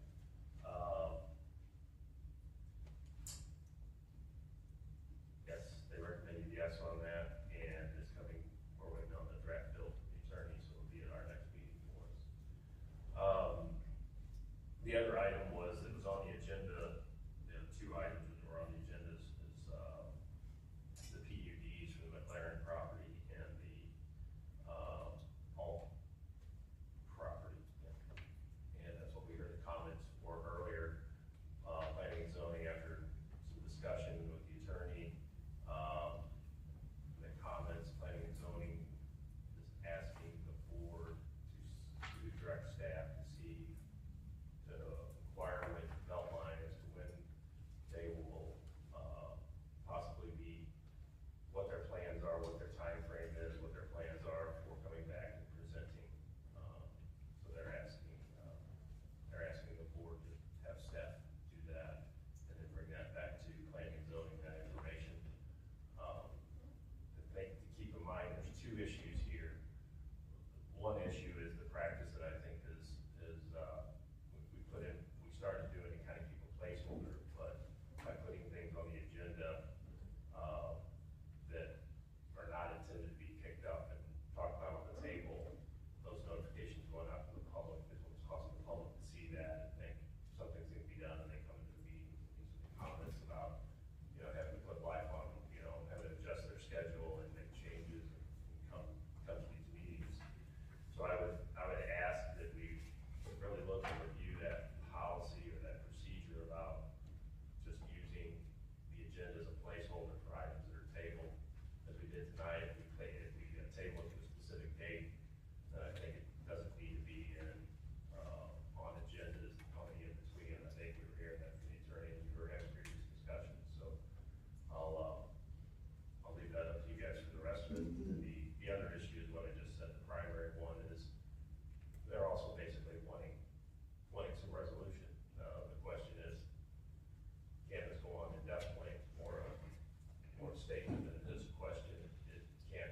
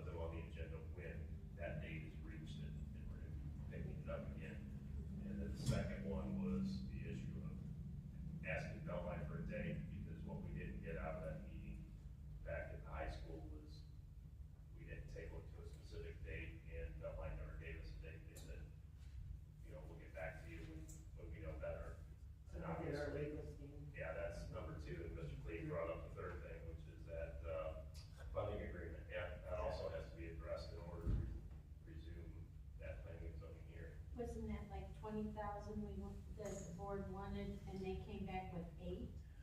It was, I don't know, if you remember the We details. wanted 30 and they came back. 20. They came back with 20. 20? Oh, I thought it I was thought 10. it was 10.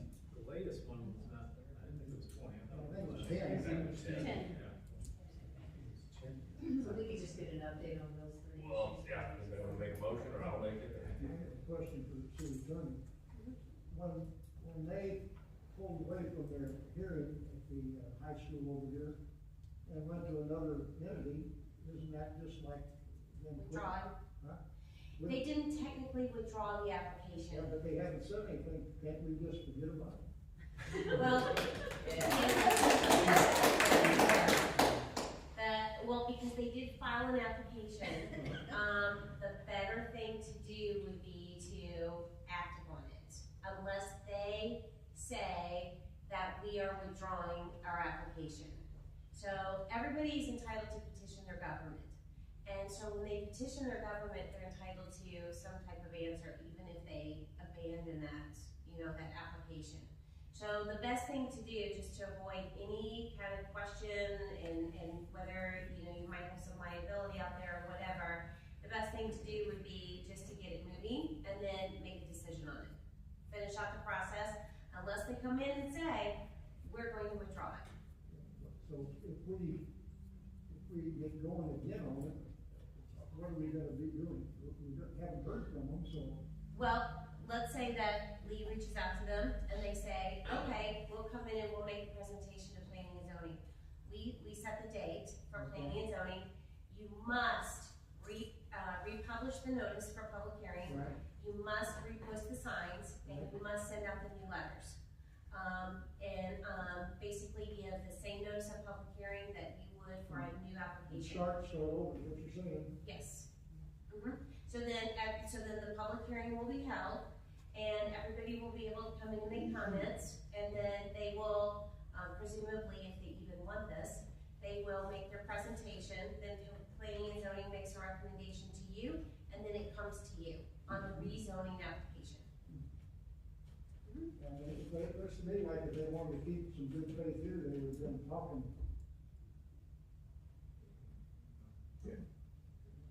Well, I'd start off the first one. I'll just make a motion that, the staff reach out to Beltline and ask them for an expected date of when they would be able to make their presentation and agree to the funding agreement. That's my first motion. If I may, could you do clarification on reach out to the applicants? I don't believe it's in their name, so we make sure we contact the correct people. Yeah, make the motion that we reach out to, direct staff to reach out to the applicants on the, Alton McLaren applications, or their designated representatives, and, find out when they, would like to, come back and resume the hearing, and, also what they determined on their funding agreement. And based on the 60-day thing we got, could we put a date on that? I believe that because the request to table was theirs and not the city, then that 60 days is told. That 60 days is a deadline for P&Z to act, because they don't want P&Z to just delay. So they want to put some kind of, the code wants to put some kind of deadline on P&Z. But this was a delay not caused by P&Z and not caused by the city, but it was caused by the applicant. So that 60 days then is told from the date that they requested this be tabled. So that 60-day period is not running, and the code is set up so that if P&Z just delays and delays on P&Z's part, and they go for more than 60 days, it's deemed approved when it comes to the Board of Aldermen. So that 60 days is not running. You don't have the danger of it being automatically approved when it comes to Board of Aldermen.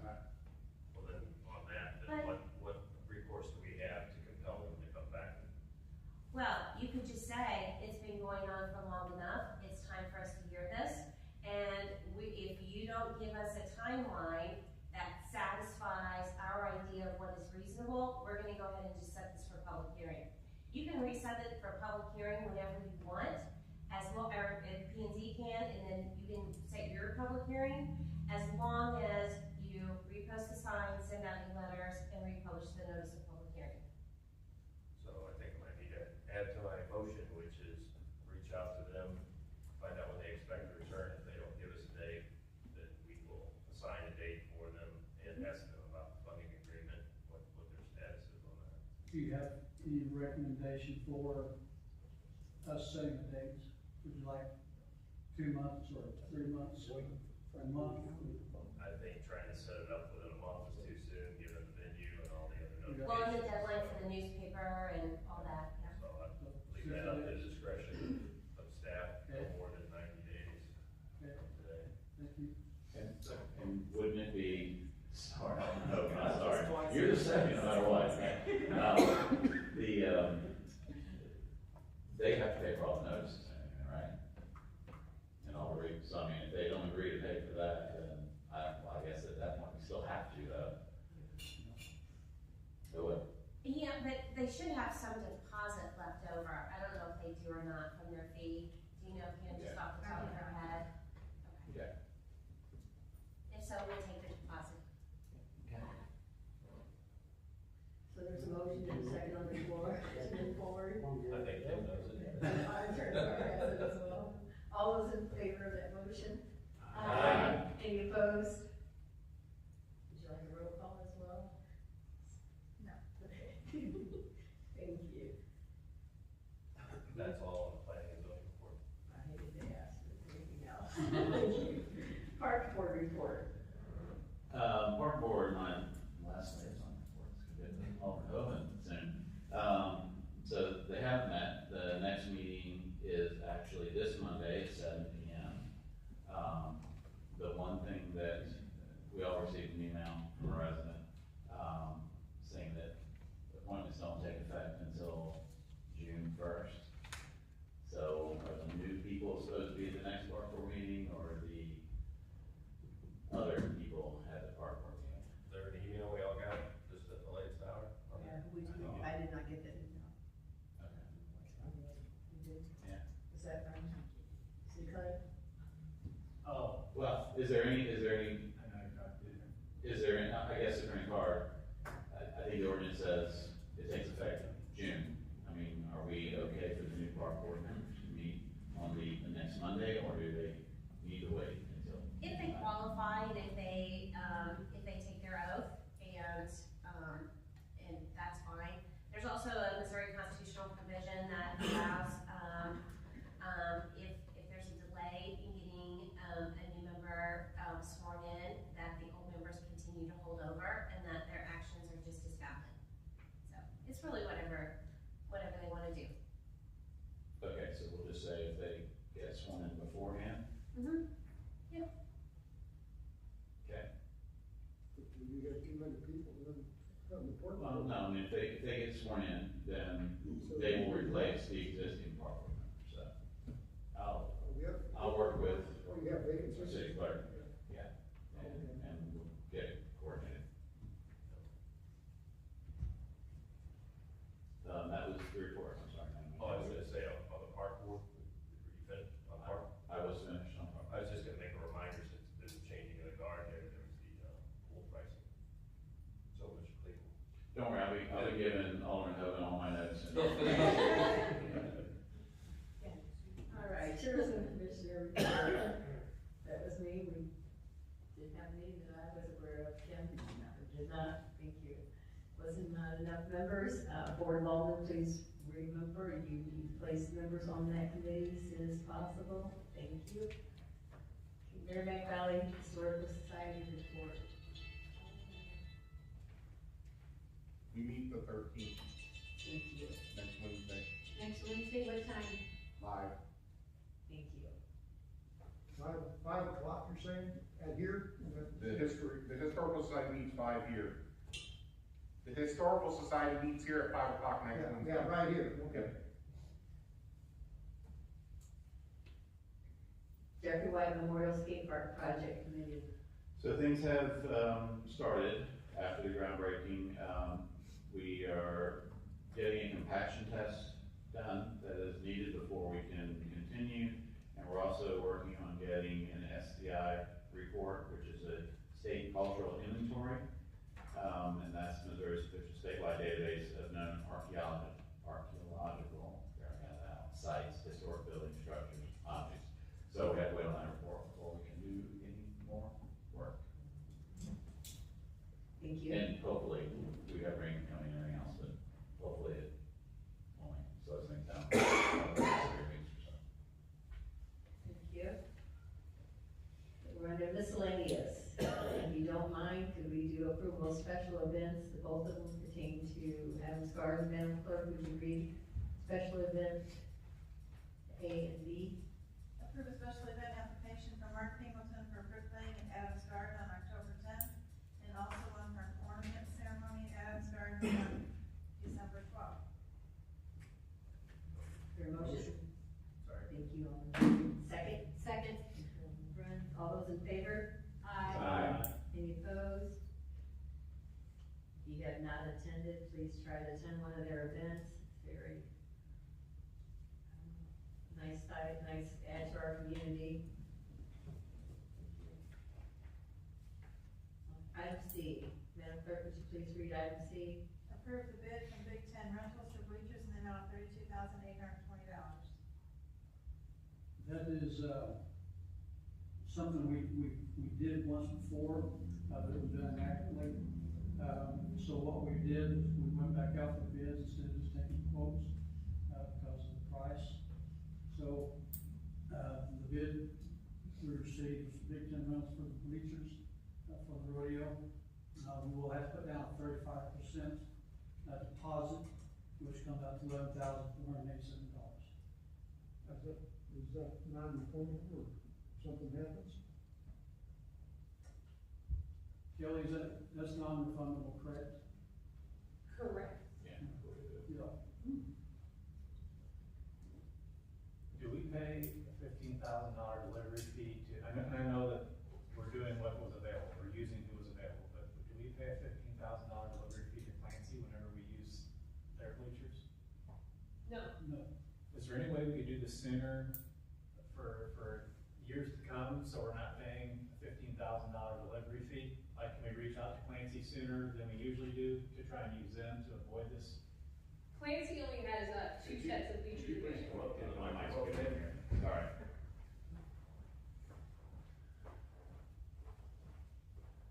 Clancy only has 2 sets available, and we do have those rented. Right, but, so they only have 2, period? Yes, Like, at any given time, they have 2 sets of bleachers? that's what, Stephanie told me. It's not that they're all used up, like they don't have any available, it's that they only have 2 sets to rent. Correct. Okay. They used to have 3, but 1 doesn't work anymore. Okay, that makes more sense. And basically, we have an ordinance that says we have to go out to bid. And it was pointed out by a resident at the last admin committee meeting. Right. And they were 100% right, and so we had to send it out. I'm not against that, it's just. No, I'm just trying to explain it for other people. We have first and a second, all in favor? Aye. I'm sorry, who was the first and second? I missed that. Oh, I don't think we ever did that. We did. I moved it, Taylor, second. Taylor. Tyler.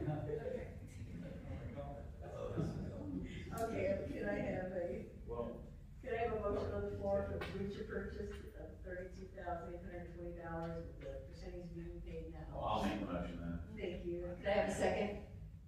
Second. Thank There we go. All in favor? Aye.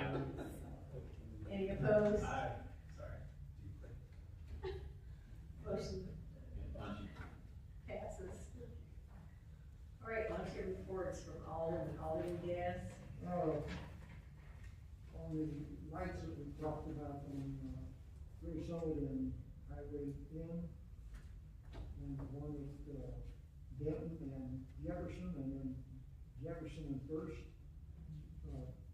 Kim reached out, to Amber, but she hasn't heard anything back. Now, there's a light at the Great Summit and Congress, but it's a little bitty light there. It looks like it needs to be updated, and probably the one at, Jefferson and, Denton also. And there's nothing at, First and, Jefferson. Right. So that needs a new pole, that needs a pole and a light. The one at First and Jefferson, I heard back today, estimated around $5,000, so we'll give you an itemized estimate, if the ballpark's $5,000. Do they say anything about the other two? No, Could they this is have First and Jefferson. I think they just need updated, better can pipe. So I make the motion we approve, and try to get you to put that on the running schedule. Are we on the foot for the $5,000? Yeah, they take care of the lights, the street lights. But are we paying the $5,000 for whatever? Mr. Little just said something about 5,000. Is that coming out of our pocket? Yes, And that's for what now? for a street light at First and Jefferson. To install one? Yes. And what's wrong with this? There is no. There's not ones. We're getting concerns and complaints that the too dark to See the term. see the terms. This is a overhead up on the utility pole, like, Well, I wonder if we could be able to put up a yes. pedestal with, What type of light is it? There isn't. No, No, what are they saying, $5,000? and there was a pedestal or was it a overhead? They did not say, so I would assume it'd be an overhead light.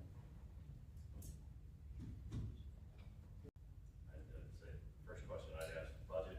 Where's Yeah, the where is it? budget? Where's the budget at? This is a state road, couldn't we reach out to MoDOT to? Well, it's picking up our intersection. We can reach out and see. They can put something on Highway O, somewhere, a couple on O. Or F, I guess it is. What budget is this coming out of? This year's or next year's? Well, we would want it to come out of next year's budget. Just put that $5,000. I'd like to reach out to MoDOT first before we make any decision to spend $5,000. Yeah, you have a motion. Motion on the floor, is there a second? I don't trust that. Kim, do you have a first and second motion to I move have a forward? first, I do not have a second. Okay, is there a second? I'll second. First and a second to move forward with the $5,000 in budget of. Well, you approve the light at that intersection. And then look out the- and he can look out the prices, bring that later. And what line item in this year's budget are we putting this against? My motion is to approve the light, and he'll come back with the price later on.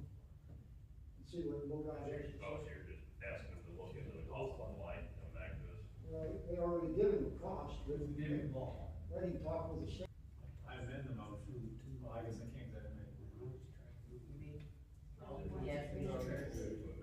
I move to amend the motion to just reach out to MoDOT to see what they say about putting the light at First and Jefferson. Is there a second? Alderman first, second by Alderman Lesh, all those in favor of amending the motion to have city administrator reach out to MoDOT, see what type of costs or help they can do with the lighting off of First and Jefferson. And there's no approval of the light listing, it's just to reach out.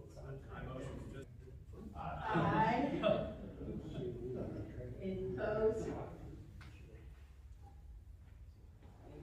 And the other thing I have is that, Robert, the city administrator, meet with the engineer from the highway department, our area engineer, and see why we can't get grass mowing, with lawnmowers like they do other places. And the area of Robert, you're mowing, you've got guys mowing down there across from the parties and up along the sidewalk here and where else? By the, I think we're doing, that MoDOT owns right now, that I'm aware of, is the property, on the other side of the viaduct, by the, like over by Pauline, like between Osage and Union and Viaduct, and that little square right there that MoDOT owns, that's the only thing we're cutting right now. That MoDOT owns. I've seen them cutting across some parties, We were doing that last year and stuff, but but reach out to, see if we can get the area engineer to come out and see why we can't get some mowing like other places. There's a motion on the floor for our city administrator to reach I out. don't think we need a motion for that, just, I mean, he'll do that just to get it done. You made the motion, just asking, so we move forward. So you're just suggesting he check into that for us? Right. Everybody okay with that? Thank you. Okay. Alderman Rhodes. I would like to thank everyone for allowing me to attend the Municipal League of Metro St. Louis. It was presented by Curtis Hines, Garrett, and O'Keefe Attorneys, which is her firm, and myself and the city administrator and Alderman Hovind attended it, and it was a lot of information. They had talked about zoning, ethics, policy, city structure and authority, and the Sunshine Law. And it was really interesting for a first-time person. This was like an intro. And I was told that I should go to the state one. It's in June. So I just want to say thank you for that. I did gain some knowledge, so watch out. As far as anything else to report, I have nothing. Thank you. Alderman Hovind. Yes, last year, bring up all the rodeo and all that stuff, last year, we were without ATMs, and it caused a real big issue. And it would be very helpful to have credit card readers at city events. If I may interrupt. Please. Madam Clerk, could you update us? She's working on this project. Okay, all right. So we have a proposal of a credit card reader that, I think it holds a charge for 8 hours. So it can go from event to event. It's $299. And then if we need an adapter, it's like $40. And then I would need a hotspot, and that would be it. You can sign into it and connect it to the accounts just like we do anything else. What company is it? Is it Square? It is. That's it. Did you want a motion then for her to purchase that, or just think about it? So if we need a motion, I'll motion to purchase the card reader. You said it was $299, $199? Yes. $40 Is one enough? Yeah. Is one gonna be enough? Depends on the event, I guess. We made it work at the rodeo with one card reader, two would have been nice, but we made it work with one. I say, I say start with one, see how we do. Okay, so are we currently getting merchant credit card services through our current bank? With the card readers we use here for the court? No, it's not for the bank. It's through Square, okay. Through Fort Bank. Yeah, and then Wi-Fi, do we have Wi-Fi in the pool for the camera? No, they're hardwired. It's hard. So yeah, it's gotta be mobile there too. Okay. What? Quick word, I won't say her name. She said it was for the little hotspot as well. Yeah, no, that's that ongoing subscription will have to pay, that's what I'm trying to find out. The main purposes of the pool, that's what I was exploring, if we could currently have Wi-Fi there for the camera. We could probably get Wi-Fi there. Isn't the pool the responsibility of the managing company? I think that's their responsibility, isn't it? Oh, it was just solution, not just the rodeo, not involving the pool. No, the solution was for the pool and the rodeo. Right. Or That's any, what I thought I understood. City administrator's point, I think none of that was in-house, so let me start with that. And if I could ask you guys to speak into the mic when you speak at that far end. Yeah, that's what I was gonna suggest as I was hearing, instead of having an account at Verizon or some money for mobile hotspot that we're paying every year, and we've got some kind of internet connectivity pool, we've got a camera there, we just need to explore how we turn that into Wi-Fi that the credit card reader can access. And I believe that's legal, though, the parks, that's through AT&T, right? It's through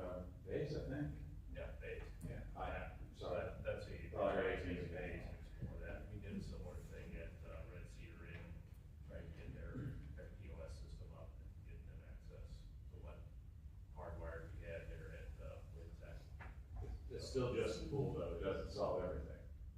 I mean, that would handle that location for sure, yes. But just for the rodeo for 2 weekends, you could just go out and buy a day card versus having something year round. If I'm there, they can use my hotspot. There's that too, right? We're just there, right? But isn't it with the square, you have to have a designated phone for the hotspot? For the, oh, okay. So you don't need a motion for that, Mr. Barrow? City can handle it in-house for you. Oh, yeah. That's all I got, thank you. Alder Lush. On those lights, we've got some lighting, new lighting on Highway N, so this might be for Robert. Is there a way we could turn them down? Street light? Is there a way we can turn down the brightness of those Highway N lights, because roadway, I felt like I was on a football field. Off the top of my head, two options, you can either, I guess, change the bulb. Just asked if we could look into that, staff could look into it, and in the future, let's think about how bright these streetlights are we're putting out, because I had the same thing, it's things on Highway N, I remember this discussion at the time, and they told us they weren't gonna be that bright. They're brighter than the Ameren overhead lights that are everywhere else in town by a long shot. And again, a lot of people may not think that's a big deal, but when you live there and you're getting a light through your windows in the evening hours, yeah, it's something, so. I'm sorry, are these amber lights or these? These on Highway N, these are new streetlights we put in with the project just recently. There are streetlights. Okay. This is a dark sky compliant ordinance. The gentleman knows. Talk more. Oh, really? Yeah, but about what's the dark sky ordinance you speak of, Well, Sean? just, it's all downward lighting, a certain brightness, a certain color. If you go to places like Denver and, Boulder in Colorado, the streetlights are very dim there, because they're all dark sky compliant. Kind of like, I don't mean to bring this up, but kind of like what the data centers. I knew it was gonna say that. Thank you. Sounds like the attorney might need to look into this. Is there any ordinance you know of, city attorney? Yeah, actually, some of the other cities have done dark sky This ordinances. is just hitting on all cylinders. Let's go. Yeah, and the idea came about because, and things like that. So it's been kind of a country, wide, type of movement, and so a lot of cities have these. And it's designed to control the amount of light pollution that the city has as a whole.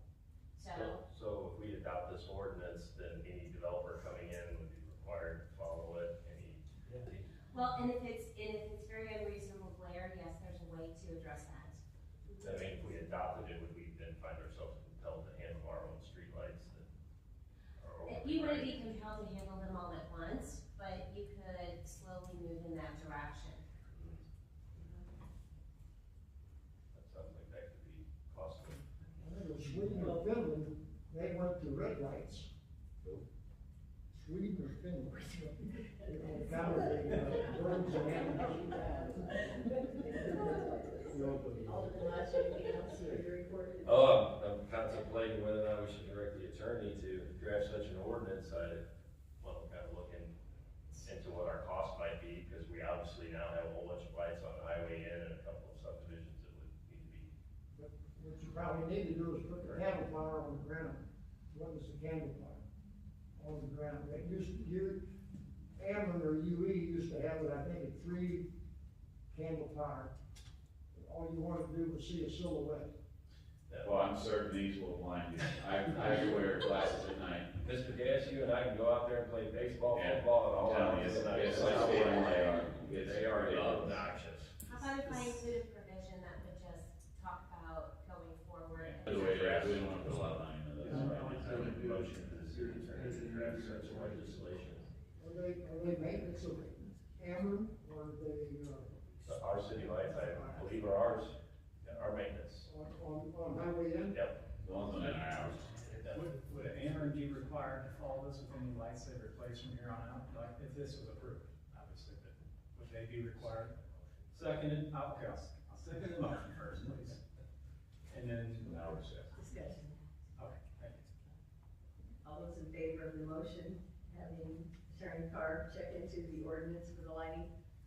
Aye.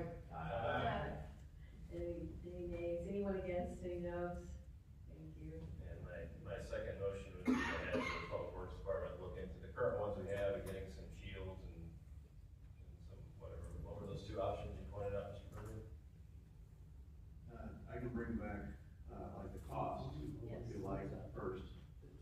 Yeah, you're saying, your two options were replace or put some. Yeah, replace the, existing bulbs with, I guess, a Denver bulb or, Yeah, so my motion would be for Mr. Bergen to bring back some cost estimates on options for turning down the lights on Highway N. Is there a second? Second. Thank you. All those in favor of the motion of having Public Works Commissioner check on lighting being lowered on Highway N? Aye. Happy to be here. That's all, Mayor. Alderman Clegg. I really didn't have anything other than welcome all of them, so, and he needs to be added for a report. I currently have no report. Thank you. Welcome aboard, Alderman Livingston. Glad to have you. At this time, I need a motion to go to executive session. I'll make that. I'll second. Letter reader. Section 610.021, subsection 1, to talk about a claim, a possible claim involving the city. Does that take legal action? Yes, it does. Since it wasn't on you, I appreciate it. Thank you. Motion second, roll call. Motion second, roll call, please. Alderman Nicholson, Aye. Alderman Clegg, Yes. Alderman Gass, Yay. Alderman Bruns, Yes. Alderman Hovis, Yes. Alderman Lesh. Yes.